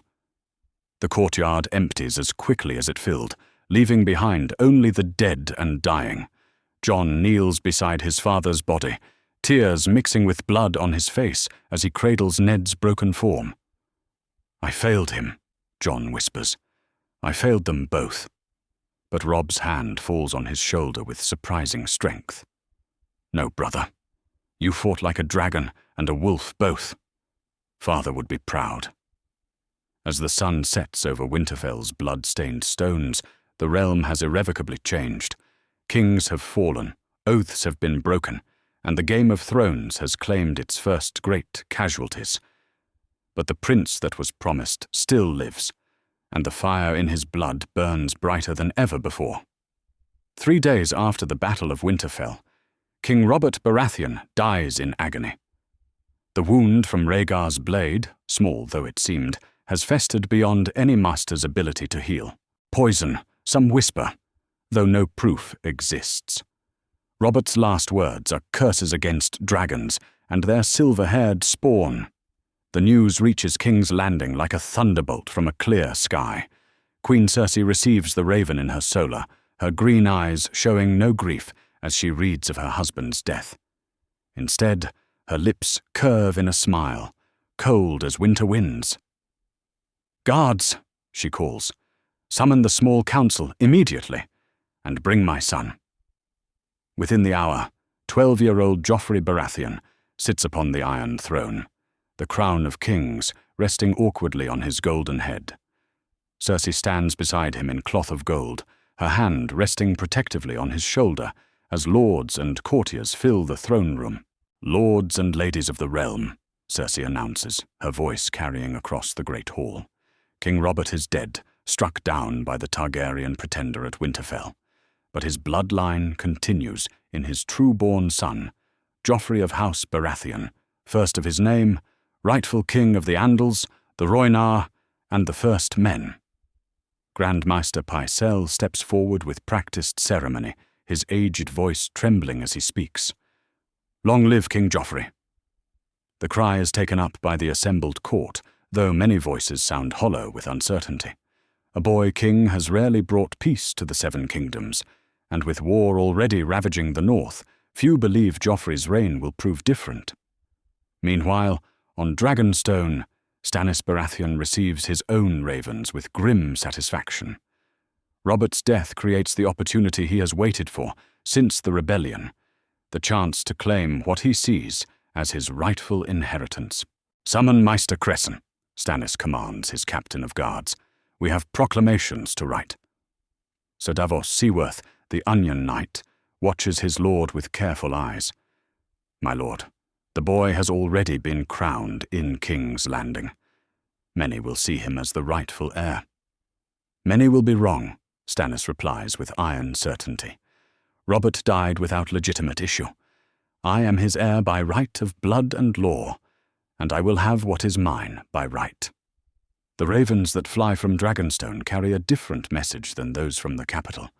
Stannis Baratheon, Lord of Dragonstone, declares himself the true king and calls upon all loyal lords to reject the bastard usurper in King's Landing. In the Reach, yet another claimant emerges. Renly Baratheon, youngest of the three brothers, has spent months cultivating allies among the roses of Highgarden. When news of Robert's death arrives, he is already surrounded by the flower of Reach nobility. "My lords," Renly addresses the assembled company with practiced charm, "my brother Robert is dead, killed by Targaryen madness.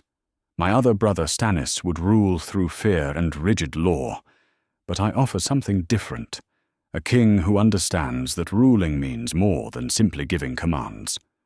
Lord Mace Tyrell nods approvingly, his daughter Margaery watching the proceedings with calculating eyes. "What do you propose, my lord?" "I propose we give the realm a king they can love as well as fear," Renly replies smoothly. "A king who will bring justice tempered by mercy, law softened by wisdom." The lords of the Reach murmur agreement, their support bought with promises of positions and honors in the new regime. Within days, a third crown sits on a third head, and the realm tears itself apart between competing claims. But in the north, a different kind of king-making unfolds. Jon Stark, for he refuses to abandon the name entirely, sits in Winterfell's great hall, wearing the black and red of his Targaryen heritage. Blackfire rests across his knees, its Valyrian steel reflecting the firelight like captured starfire. "The realm bleeds," Jon says to the assembled northern lords. "3 kings now claim the Iron Throne, while the true threats gather beyond our sight. We must choose our path carefully." Lord Manderley leans forward in his chair, his massive frame creaking under his weight. "Prince Aegon, your father's death has left you as the last Targaryen claimant. Many would see that as the strongest claim of all. My father's death has left me an orphan and the North without its lord, Jon replies quietly.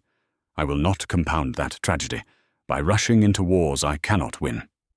Great Jon Umber pounds his fist on the table with typical bluntness. The boy speaks sense. Let the Southerners kill each other over their golden chairs. The North has bled enough for Southern kings. Lady Mormont nods agreement. Bear Island remembers the old ways. We choose our own kings, and we don't need Southern lords telling us who to follow. But Maester Luwin raises a warning hand. My lords, isolation may seem appealing, but the realm's wars have a way of reaching even the most distant corners. We cannot simply ignore what happens beyond our borders. Nor should we, Jon agrees. But neither should we rush to join conflicts that serve no one's interests but the ambitious. The debate continues late into the night, with lords arguing various courses of action. Some favour supporting Stannis as Robert's legitimate heir. Others prefer Renly's charm over his brother's harshness. A few brave souls even suggest declaring for Jon himself, though he quickly dismisses such talk. I am 16 years old, Jon reminds them. I have never ruled so much as a village, let alone a kingdom. If I am to wear a crown someday, I must earn it through deed, not birth. Meanwhile, Tyrion Lannister rides north with a small escort, his orders from Queen Cersei clear, but his own intentions more complex. The dwarf's clever mind works through possibilities, as his horse picks its way along the muddy road. 3 kings and counting, Tyrion muses, and each one believes his cause the most just. Perhaps the Stark boy will prove more reasonable than his elders. When Tyrion arrives at Winterfell, he finds the castle still bearing scars from the recent battle. The courtyard stones show dark stains that rain has not yet washed away, while the great hall displays banners of mourning for the fallen lord. Prince Aegon, Tyrion says formally as he is brought before Jon. I come as envoy from King Joffrey, first of his name, with terms for ending this conflict. Speak them, Jon replies without emotion. Bend the knee and renounce any claim to the Iron Throne. In return, you will be granted lordship of a holdfast in the Crown lands, and your followers will receive royal pardons for their rebellion. The offer hangs in the air like morning mist. Jon considers it carefully, noting how Tyrion watches his reaction with intelligent eyes.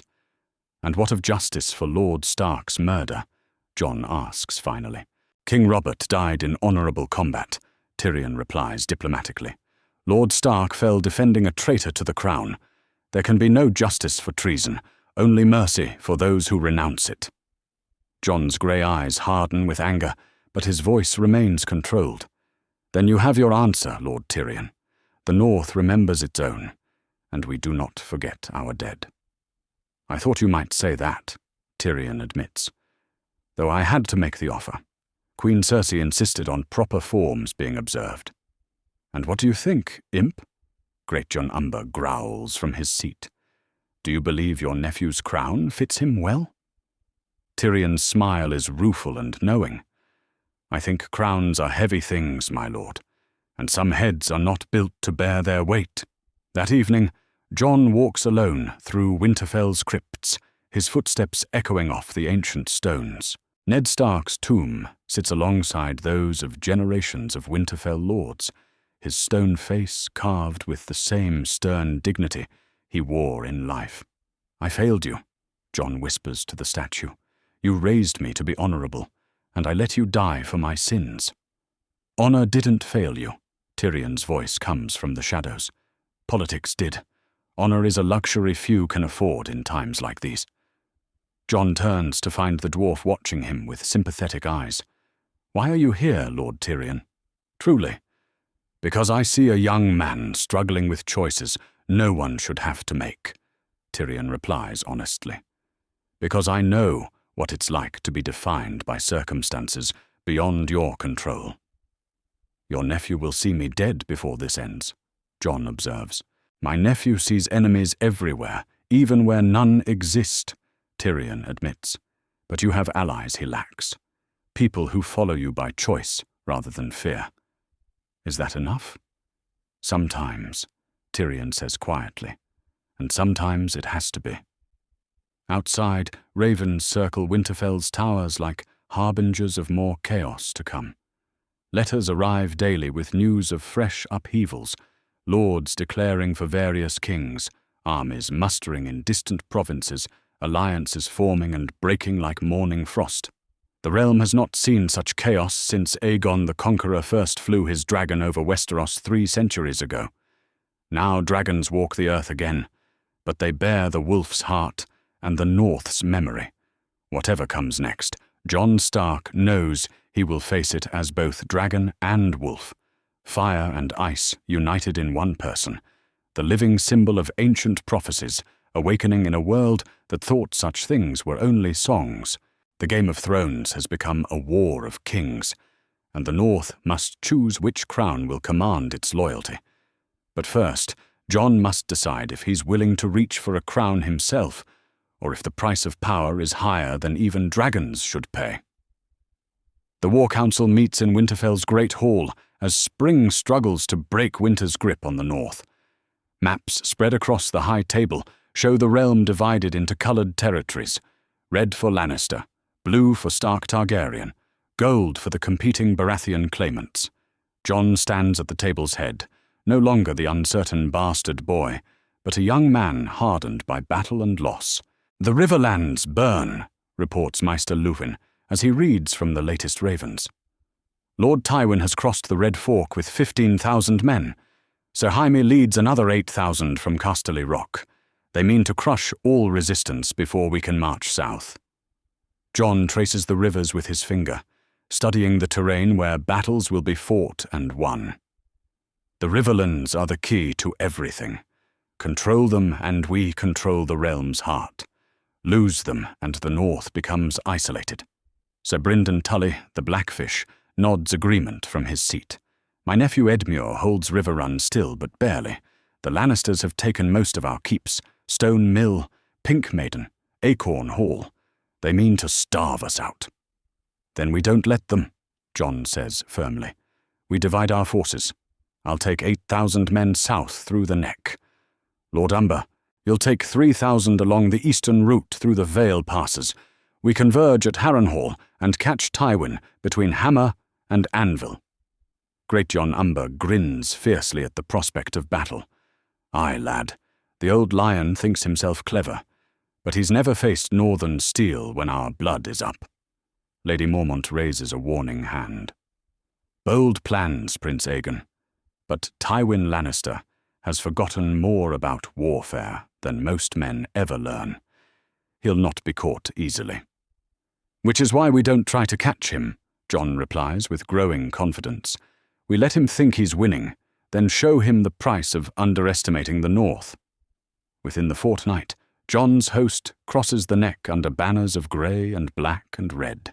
The young prince rides at their head on a destrier dark as midnight, blackfire sheathed across his back like a promise of violence. Behind him march the flower of northern nobility, Manderley men-at-arms, Mormont spearwives, Umber giants with their massive axes. The first test comes at Stone Mill, where Sir Forley Prester holds the ancient keep with 500 Lannister men. The mill sits astride the river crossing, its wheels turning lazily in the spring current, while red and gold banners snap from its towers. "Send a herald," Jon commands, as his army spreads across the meadowlands. "Offer terms." The herald returns within the hour, his face grim. "Sir Forley's answer, Your Grace. He says the mill belongs to House Lannister now, and dragons are welcome to try taking it." Jon's grey eyes harden with resolve. "Then we'll show him how dragons take what they want." The assault begins at dawn with a rain of arrows from Manderley longbowmen. The mill's defenders respond with crossbow volleys, but they are outnumbered 5-1. Jon leads the main attack personally, Blackfire singing as he cuts through the melee at the mill's gates. "For the Dragon Prince!" The war cry echoes across the battlefield. "For Ned Stark!"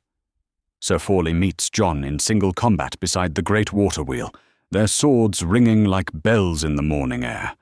The knight is skilled and experienced, but Jon fights with the fury of dragons and the honor of wolves combined. "You're just a boy pretending at kingship," Forley snarls as their blades lock. "And you're just a dead man who doesn't know it yet," Jon replies, his voice cold as winter wind. Blackfire takes the knight's head in a single stroke, the Valyrian steel passing through mail and flesh like water through silk. As Forley's body falls, the remaining defenders throw down their weapons and beg for mercy. "Quarter for any who yield," Jon commands, cleaning his blade with practiced efficiency, "but swift death for any who continue this fight." The mill falls within the hour, its strategic crossing now in northern hands. But the victory brings grim news from ravens arriving with reports of battles fought and lost across the Riverlands. "Catelyn Stark is dead," Master Luwin reads with a heavy heart. "Killed at Darry when Ser Gregor Clegane stormed the castle. She died protecting the women and children in the Sept." The news hits Jon like a physical blow. Lady Catelyn had never loved him, had always reminded him of his bastard birth. But she was still Ned's wife and the mother of his siblings. Her death is another weight added to the crushing burden of loss he carries. "The mountain will answer for this," Jon promises quietly. "Before this war ends, Gregor Clegane will face justice for his crimes." Meanwhile, across the narrow sea, another dragon stirs. Daenerys Targaryen, barely 14 years old, but already mother to 3 dragons, receives word of the chaos consuming Westeros. The young queen sits in her pyramid in Meereen, violet eyes studying reports from her spies in the 7 kingdoms. "Another Targaryen claimant," she murmurs to herself as she reads about Jon's campaigns. "A nephew I never knew existed, bearing a name that should be mine by right." Ser Jorah Mormont stands beside her throne, his weathered face troubled. "Your Grace, if Prince Rhaegar truly had a legitimate son, the boy's claim would supersede yours under traditional succession law." "Traditional law," Daenerys repeats with bitter amusement, as if tradition mattered when Robert's hammer ended our dynasty. "This boy may have Targaryen blood, but I have dragons. That makes all the difference." She turns to her advisors with sudden decision. "Prepare the fleet. We sail for Westeros within the moon." "Your Grace," Tyrion Lannister protests, the dwarf having fled King's Landing to join her cause, "the realm is already torn by war. Your arrival will only add to the chaos." "Chaos is a ladder," Daenerys replies with cold certainty, "and I mean to climb it all the way to the Iron Throne." Back in the Riverlands, Jon's campaign continues with grim determination. His army moves like a pack of wolves, striking quickly and melting away before Lannister forces can respond. Village after village declares for the Dragon Prince as word spreads of his victories and his mercy toward those who yield. The decisive moment comes at Harrenhal, the cursed castle that has seen more blood than any fortress in Westeros. Tywin Lannister has made it his headquarters, thinking its massive walls and strategic position make it impregnable. "The Lannisters have made a mistake," Jon observes, as he studies the ancient stronghold from the ridgeline. "They've trapped themselves in a castle known for destroying its occupants." Sir Brynden nods agreement. Harren the Black thought these walls would protect him too. Aegon the Conqueror taught him differently. "We don't have dragons to roast them out," Jon admits, "but we have something else: patience and northern endurance." The siege of Harrenhal begins not with assault, but with encirclement. Jon's forces spread around the massive castle like a noose, cutting off all supply lines and communication. Within weeks, the defenders begin to feel the pinch of dwindling provisions. Inside the castle, tension mounts as stores run low and tempers fray. Tywin Lannister sits in the castle's great hall, his green eyes reflecting the firelight like chips of jade. Around him, his captains argue over strategy, while outside the wolves howl in the darkness. "We could break out," suggests Sir Kevan Lannister. "Take the boy by surprise and cut our way to freedom." "And lose half our force in the attempt," Tywin replies coldly. "No, we wait for Sir Jaime's relief column. He'll be here within the fortnight. But Jaime Lannister will not be coming to anyone's rescue." 3 days earlier, the Kingslayer rode into a carefully prepared trap at the crossroads, where Jon's outriders waited in the woods like hunters stalking prey. The capture comes without fanfare. A sudden rush from the trees, crossbow bolts taking down Jaime's guards, and the Golden Knight finding himself surrounded by northern steel. He yields with characteristic grace, offering his sword hilt first to Jon with a sardonic smile. "Well played, Your Grace," Jaime says, as golden fetters are placed around his wrists. "I confess I didn't see that coming." That evening, Jon meets with his famous captive in his command tent. Jaime sits across from him, still elegant despite his bonds, studying the young prince with calculating green eyes. "You're younger than I expected," Jaime observes. "Barely old enough to shave, yet you command armies and win battles. Your father would be proud." "Which father?" Jon asks quietly.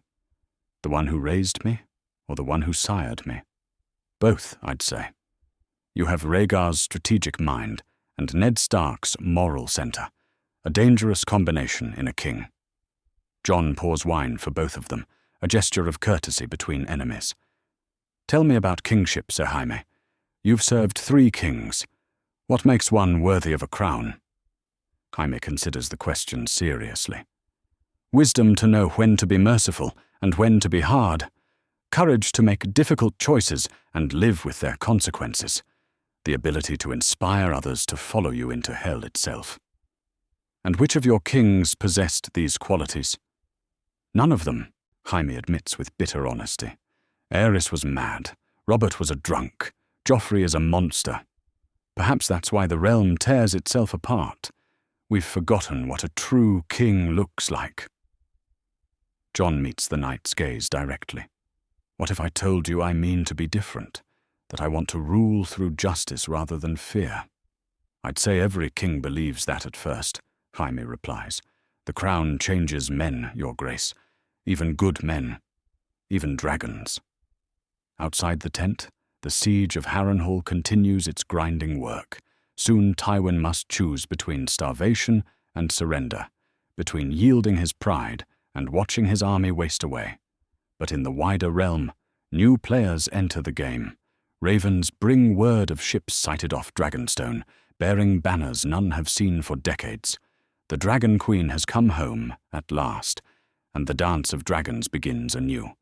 The war that started with Jon's revelation of his parentage now threatens to consume the 7 kingdoms entirely. 3 kings claim the Iron Throne, dragons fly over foreign waters, and in the north, a bastard prince learns what it truly costs to reach for a crown. Winter is coming, but fire and blood come with it. The convergence begins like a slow-moving storm gathering strength. From the north comes Jon's host, 8,000 strong and hardened by months of campaigning in the Riverlands. From the east march, Stannis Baratheon's forces, stern men of Dragonstone and the Stormlands, bearing the flaming heart of Rella. From the south rides Renly's flower of chivalry, 20,000 knights and men-at-arms glittering in their steel and silk. And from across the narrow sea comes fire made flesh. Daenerys Targaryen's dragons announce her arrival with roars that shake the very foundations of King's Landing. Drogon, Rhaegal, and Viserion circle the capital like harbingers of a new age, their shadows falling across the Red Keep like prophecies made manifest. Below them sail 100 ships bearing the 3-headed dragon of House Targaryen. In the throne room, Queen Cersei watches the approaching armies with calculating green eyes. Her son Joffrey sits the Iron Throne with increasing nervousness, the boy king's cruelty beginning to crack under the pressure of real danger. "Mother," Joffrey whines, his voice breaking with adolescent fear. "They're coming for us, all of them." "Let them come," Cersei replies with false confidence. "We have the Red Keep's walls, the city's defenses, and surprises they cannot imagine." Outside the capital's gates, the camps of 3 armies spread across the landscape like a patchwork of banners and steel. Jon's pavilion sits at the center of his host, the banner of the three-headed dragon flying alongside the direwolf of Stark. Inside, war councils debate strategy, while ravens carry messages between the converging forces. Stannis offers alliance, Jon reads from a scroll. He'll recognize my claim to the Iron Throne in exchange for being named my heir until I produce children of my own. Tyrion Lannister, who has escaped King's Landing's chaos to seek parley, raises an eyebrow. Generous of him, considering he believes himself the rightful king. Stannis is nothing if not pragmatic, Sir Brynden observes. He knows he cannot win alone against dragons. And what of Renly? Jon asks. Still demands your submission to his claim, Tyrion replies. The roses of Highgarden have convinced him that charm trumps blood right. A commotion outside interrupts their council. Guards announce a small party approaching under a banner of parley. But what catches Jon's attention is the slight figure walking beside the herald. Grey eyes meet grey across the distance, and Jon's heart leaps with joy and terror combined. Arya, he breathes, hardly believing his eyes. His sister, half-sister, though he'll never think of her differently, has grown thin and hard during the months of war. The laughing girl of Winterfell has been replaced by a young woman who moves like a wolf stalking prey. Needle hangs at her hip, and her clothes bear the stains of hard travel. "Hello, Jon," she says simply, as guards escort her into his presence. "I've been looking for you." "How did you get here? How did you survive?" The questions pour from him, like water through a broken dam. Arya's smile is sharp as her blade. "The same way you did, brother. I learned to fight, I learned to kill, and I learned that mercy is a luxury the dead can't afford." Her words chill him more than any winter wind. This is not the sister he remembers, but something forged in war's crucible into something harder and more dangerous. "I heard about father," Arya continues, her voice steady despite the pain in her eyes. "I heard about mother, too. They're all dead, aren't they? Everyone we loved." "Not everyone," Jon says gently, pulling her into his arms. "We're still here. Robb and Sansa and Bran and Rickon are safe in Winterfell. We're still family, no matter what names we bear or crowns we claim." Their reunion is interrupted by dragon roar that shakes the very earth. Drogon descends like a black thunderbolt, his rider's silver-gold hair streaming in the wind as she surveys the gathered armies below. Daenerys Targaryen lands her dragon in the field between the armies, close enough to Jon's camp that he can see her violet eyes blazing with determination. She is younger than expected, barely 14, yet carrying herself with the authority of ancient queens. "Aegon Targaryen," her voice carries across the distance with surprising power. "I would speak with you." Jon walks out to meet his aunt, though she is younger than him, with black fire across his back and his heart hammering against his ribs. Behind him follows his retinue, while ahead waits the last Targaryen queen and her living dragons. "Aunt," Jon says formally when they meet in the center of the field. "Nephew," Daenerys replies, studying his face with curious intensity. "You look like him, like my brother Rhaegar." "So I'm told." "Are you here to steal my birthright?" she asks without preamble. Jon considers his words carefully. "I'm here to save a kingdom that bleeds while kings play their games. If that means taking a throne I never wanted, then so be it." "You never wanted it."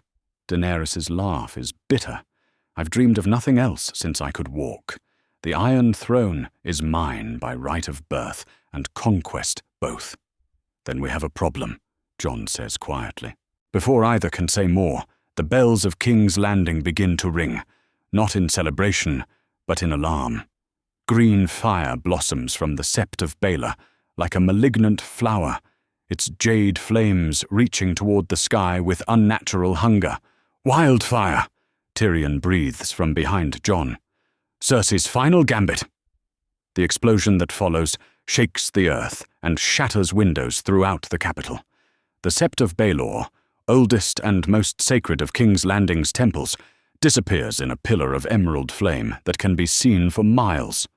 "My God," Daenerys whispers, her dragons shrieking and writhing at the alien fire's touch. "She's destroyed the sept. How many people were inside?" "Hundreds," Tyrion says grimly. "Maybe thousands. The High Septon, the most devout. Anyone Cersei saw as a threat to her power." The wildfire spreads through the city's lower reaches like a living thing, consuming everything in its path. Green flames lick at the sky, while black smoke pours from a dozen neighborhoods. In minutes, the political crisis has become humanitarian catastrophe.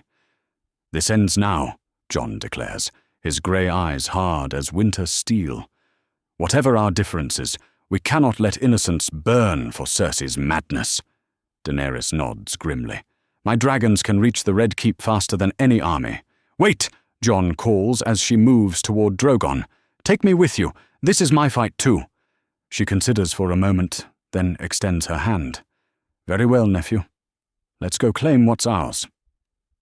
The flight to the Red Keep passes in a blur of wind and flame.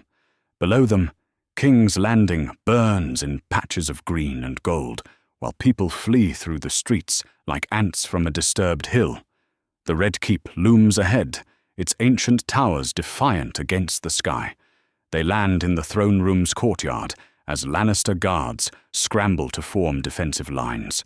Jon leaps down from Drogon's back, with Blackfire already singing from its sheath, while Daenerys remains mounted and ready to loose dragonfire. "Surrender!" Jon's voice echoes off the ancient stones. "The city burns because of your queen's madness. End this before more innocents die." The guards waver, torn between duty and survival. Then Jaime Lannister steps from their ranks, his golden armor dented, but his sword steady in his hands. The Kingslayer has escaped his bonds somehow, though his green eyes hold no triumph. "I can't let you pass," Jaime says quietly. "Whatever Cersei has done, she's still my sister." "She's a mass murderer," Jon replies. "She's killed thousands of innocents for the sake of keeping power she was never meant to wield." "I know," Jaime's voice breaks with anguish. "I know what she is, but I can't abandon her. Not now. Not when she needs me most." The single combat that follows will be remembered as the last great duel of the Age of Kings. Jon's youth and dragonfire against Jaime's experience and desperate love.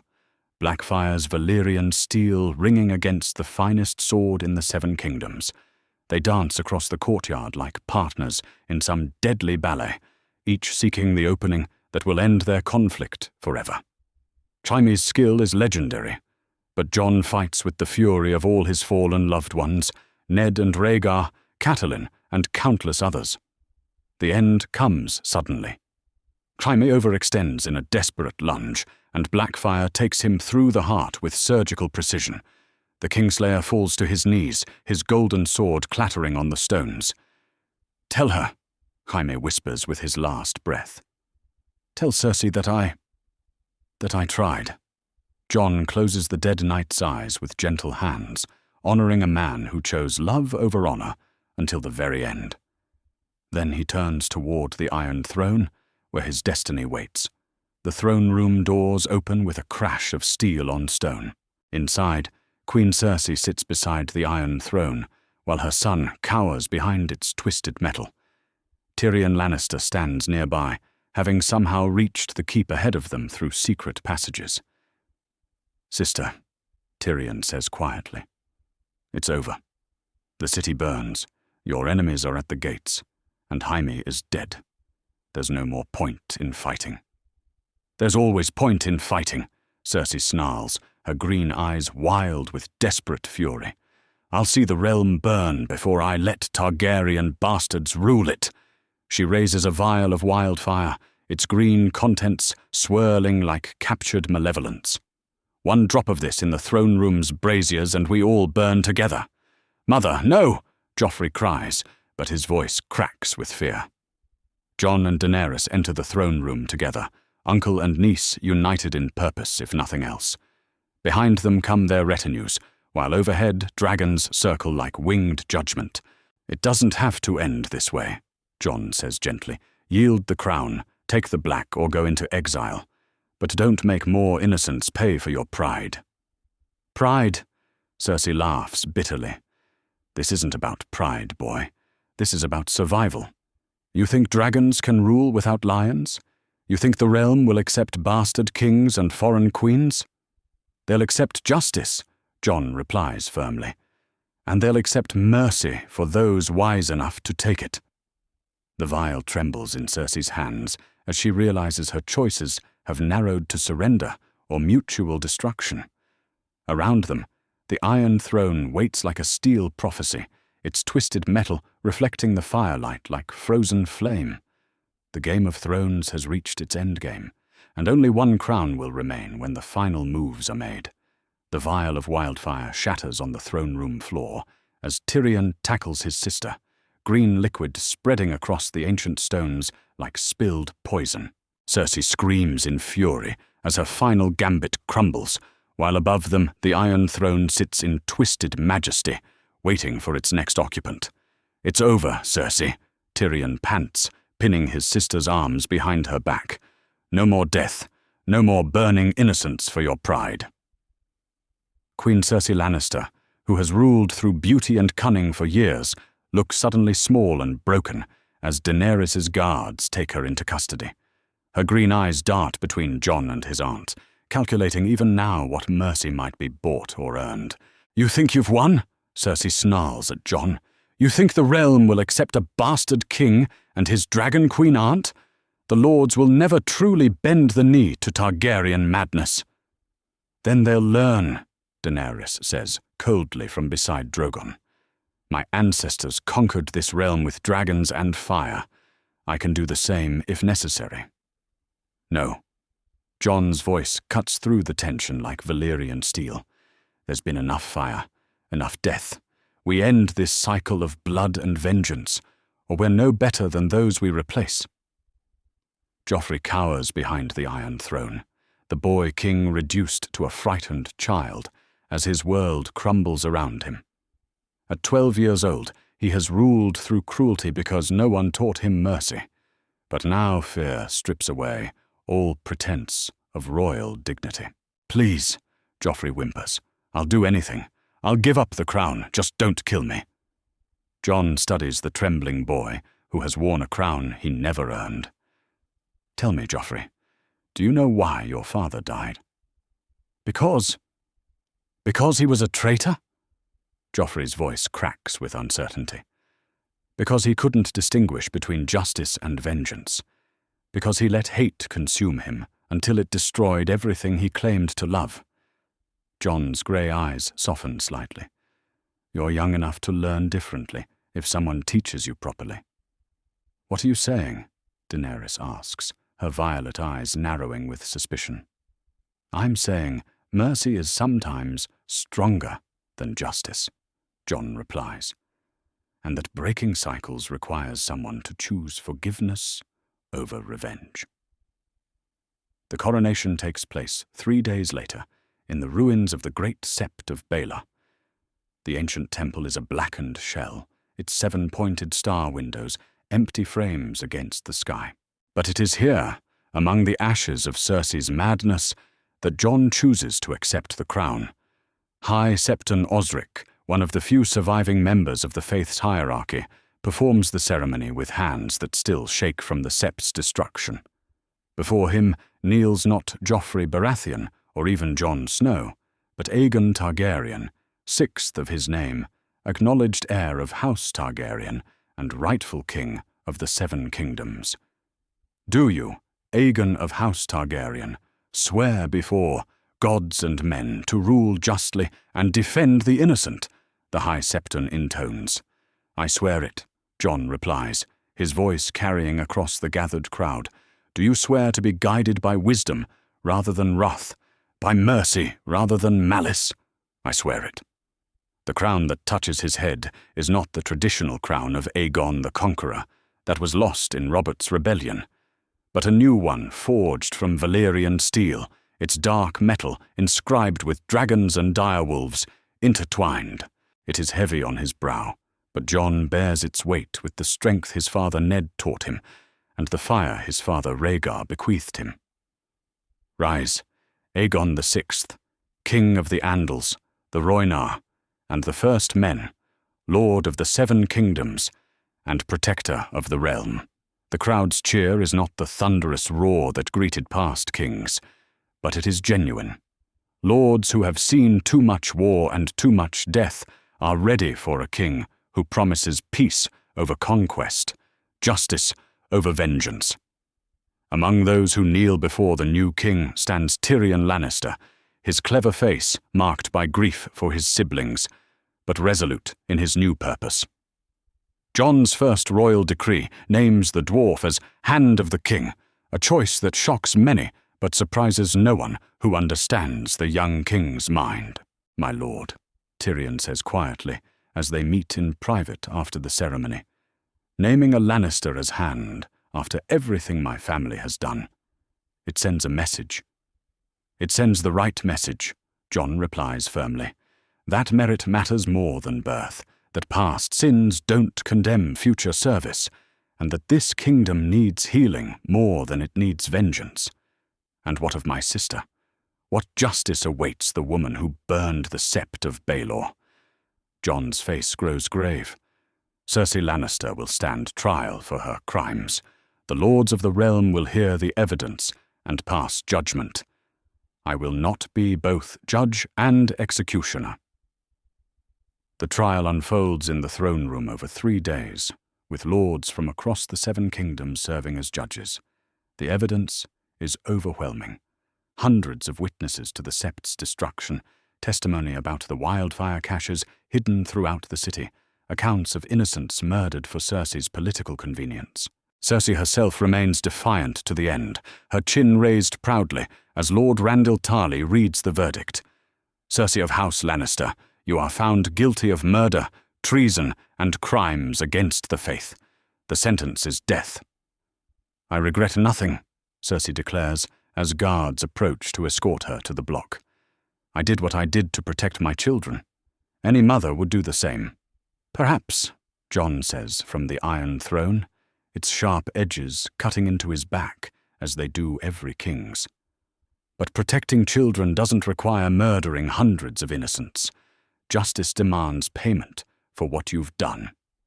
Cersei's execution takes place at dawn the next day, swift and clean with Valyrian steel, rather than the brutality she showed others.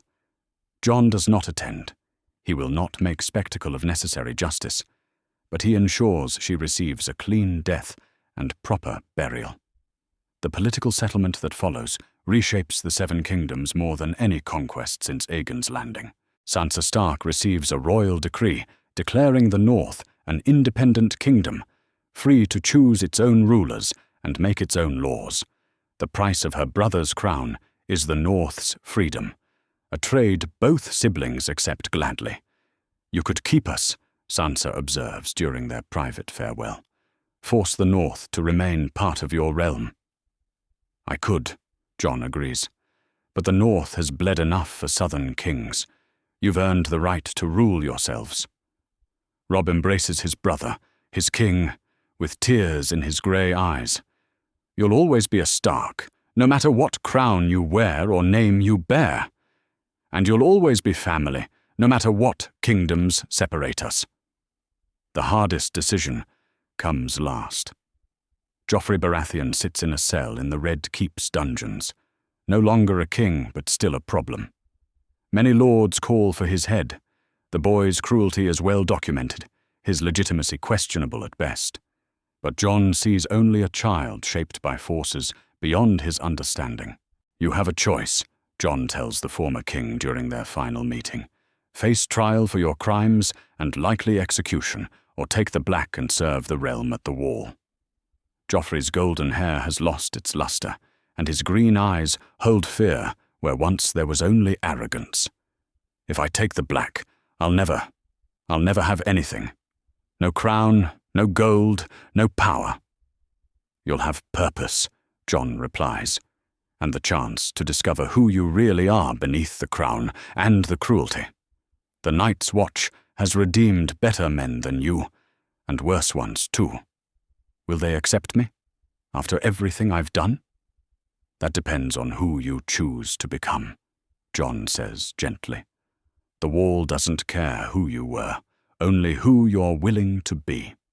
3 days later, Joffrey Baratheon leaves King's Landing in a black cloak, bound for Castle Black, and whatever redemption awaits.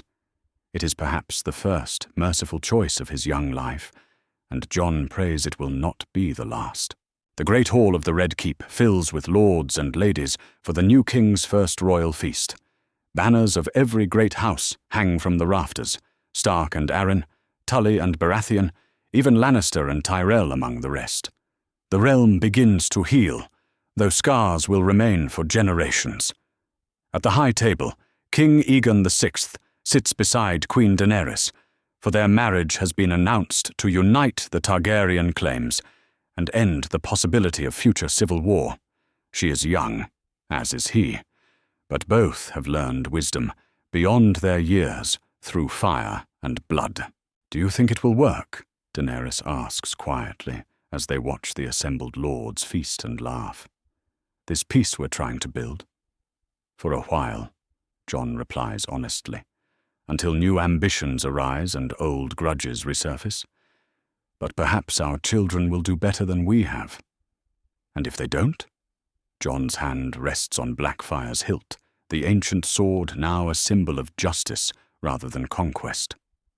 "Then we'll have taught them enough about the cost of war that they'll choose peace instead." Outside, the city of King's Landing begins its slow recovery. Where wildfire once burned, new buildings rise. Where fear once ruled, hope tentatively takes root. The Game of Thrones has ended not with total victory, but with compromise. Not with perfect justice, but with necessary mercy. Aegon VI rules from the Iron Throne, but he sits it like a man who knows its weight rather than one who covets its power. The realm has its king at last, and for now, that is enough. 5 years have passed since the dragons returned to King's Landing, and the realm has learned to breathe again. The year 304 AC finds the 7 kingdoms at peace for the first time in a generation, their wounds slowly healing under the steady hand of King Aegon VI. The boy who once thought himself a bastard now sits the Iron Throne with the wisdom of a man who has paid the full price of power. In the Red Keep's solar, morning light streams through tall windows as King Aegon reviews reports from across his realm.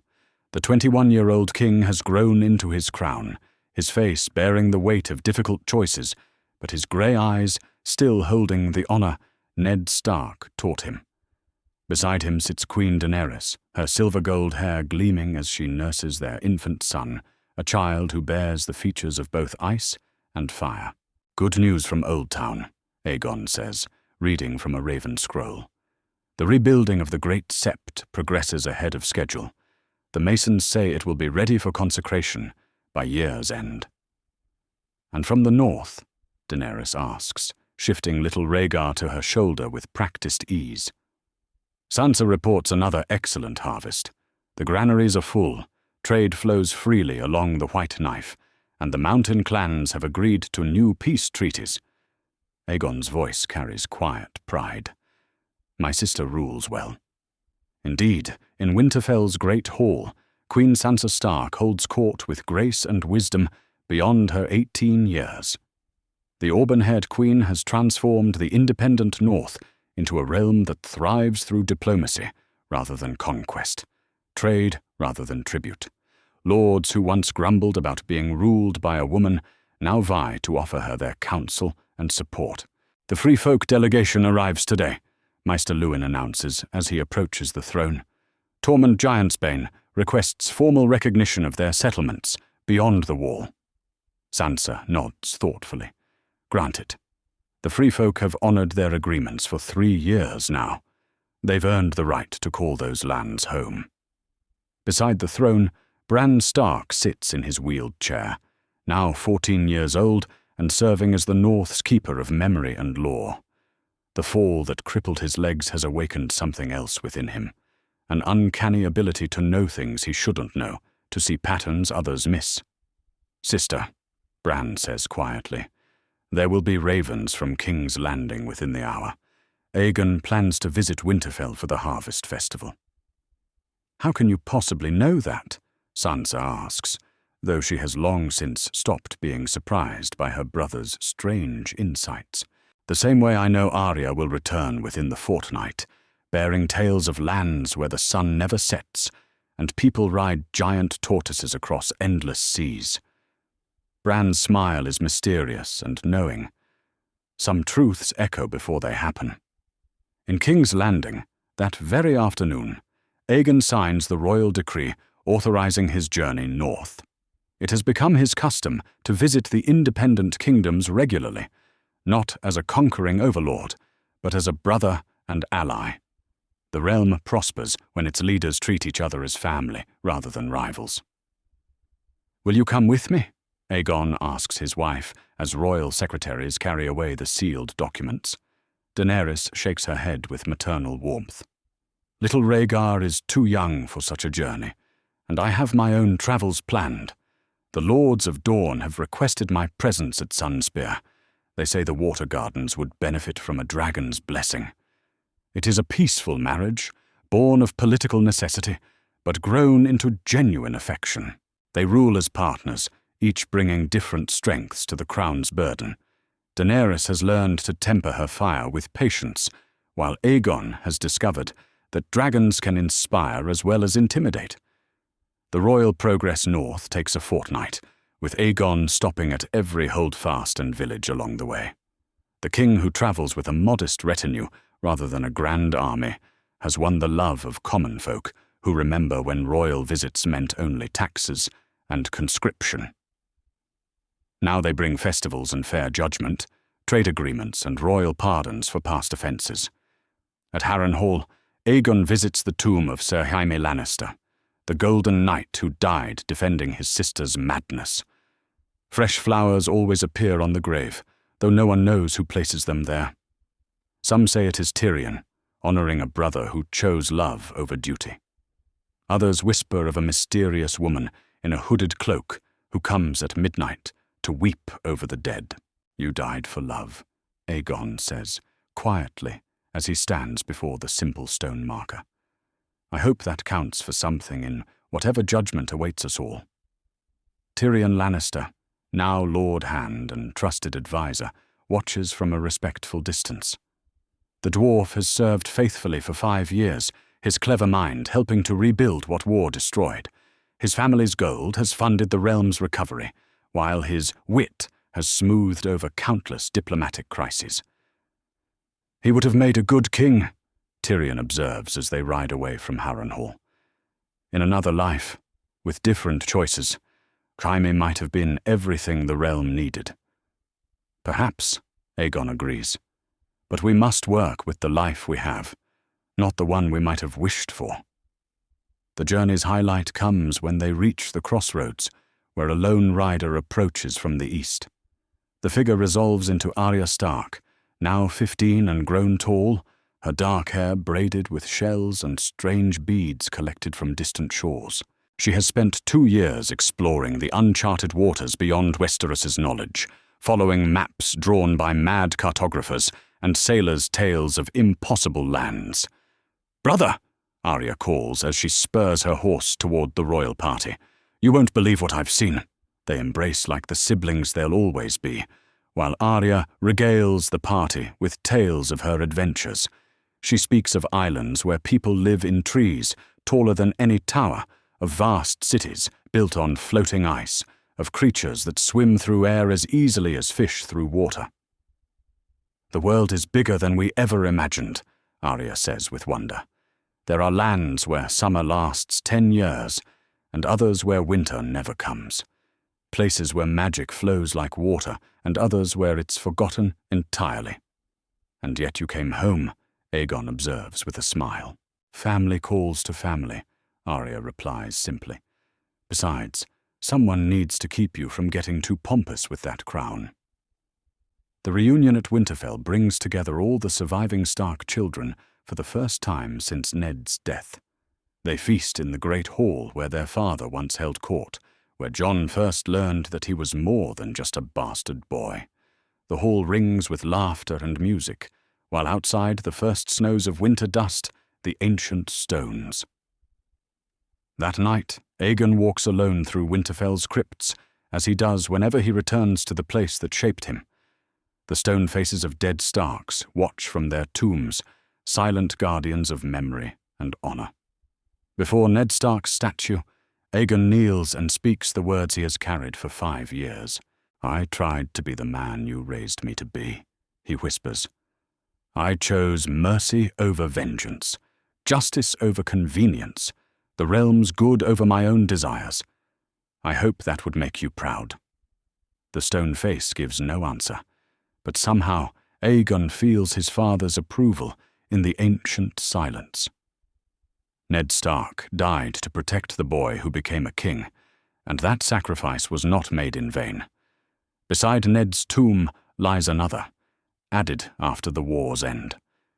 Prince Rhaegar's body was brought north from Winterfell's battlefield and laid to rest beside the man who died protecting his son. The inscription reads simply, "Prince Rhaegar Targaryen, father and dreamer. His song lives on." "You never got to see what I became," Aegon says to his birth father's grave. "But perhaps that's for the best. You dreamed of prophecies and destinies. I've learned that the greatest prophecy is simply choosing to be better than those who came before." When spring comes to King's Landing 3 months later, ravens carry news of prosperity throughout the 7 kingdoms. The royal couple has announced the coming of a second child. The north reports its largest harvest in memory.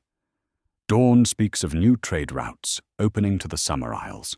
The Iron Islands have not raided a single ship in 2 years, their longships now serving as escorts for merchant vessels. In the throne room, King Aegon VI receives a delegation of septons seeking royal blessing for new reforms to the faith. The young king listens with the patience his father Ned taught him, weighing their words against the wisdom his advisors provide. The realm grows stronger when its people have hope, Aegon tells them. If these reforms bring comfort to the faithful without oppressing those who believe differently, you have my blessing. After the delegation departs, Aegon sits alone on the Iron Throne, feeling its sharp edges bite into his back as they do every king's. But he has learned not to see it as a seat of power, but as a reminder of responsibility. Every cut reminds him that ruling is not a privilege but a burden, one he bears for those who cannot bear it themselves. A raven arrives as the sun sets over the capital, bearing the seal of House Stark. Sansa's letter brings news of Bran's latest vision, something about storms brewing far to the east, beyond the Bone Mountains, and the need for vigilance in the years ahead. "Let tomorrow bring what it will," Aegon murmurs as he seals away the letter.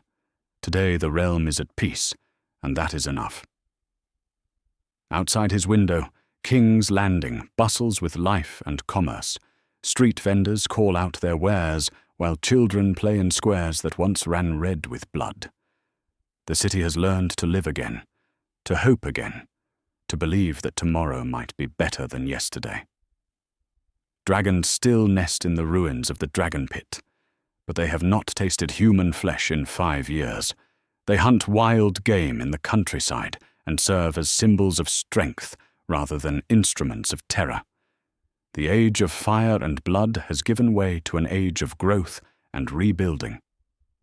That night, as Aegon joins his wife and children in their private chambers, he thinks of all those who died to bring this peace. Ned Stark and Rhaegar Targaryen, Catelyn Stark and Jaime Lannister, countless soldiers whose names are remembered only by their families. Their sacrifice bought these quiet moments, these small joys, this chance for the realm to be better than it was. In Winterfell's Godswood, the heart tree's red eyes seem to weep tears of joy for the world that has grown from so much loss. The old gods keep their watch over the living, while the 7 bless the work of human hands. Peace reigns from the wall to dawn, from the sunset sea to the narrow sea, and for now, that is the greatest victory any king can claim. Ravens carry the news to every corner of the 7 kingdoms. The realm prospers, the harvest is good, and King Aegon VI rules with wisdom and justice. The Game of Thrones has ended at last, replaced by the harder but more rewarding work of actually governing. That's our theory. Westeros is a land filled with exciting stories and possibilities, and we love exploring them. If you want to accompany us on this journey across the 7 kingdoms and beyond, then please like, share, and subscribe to our channel.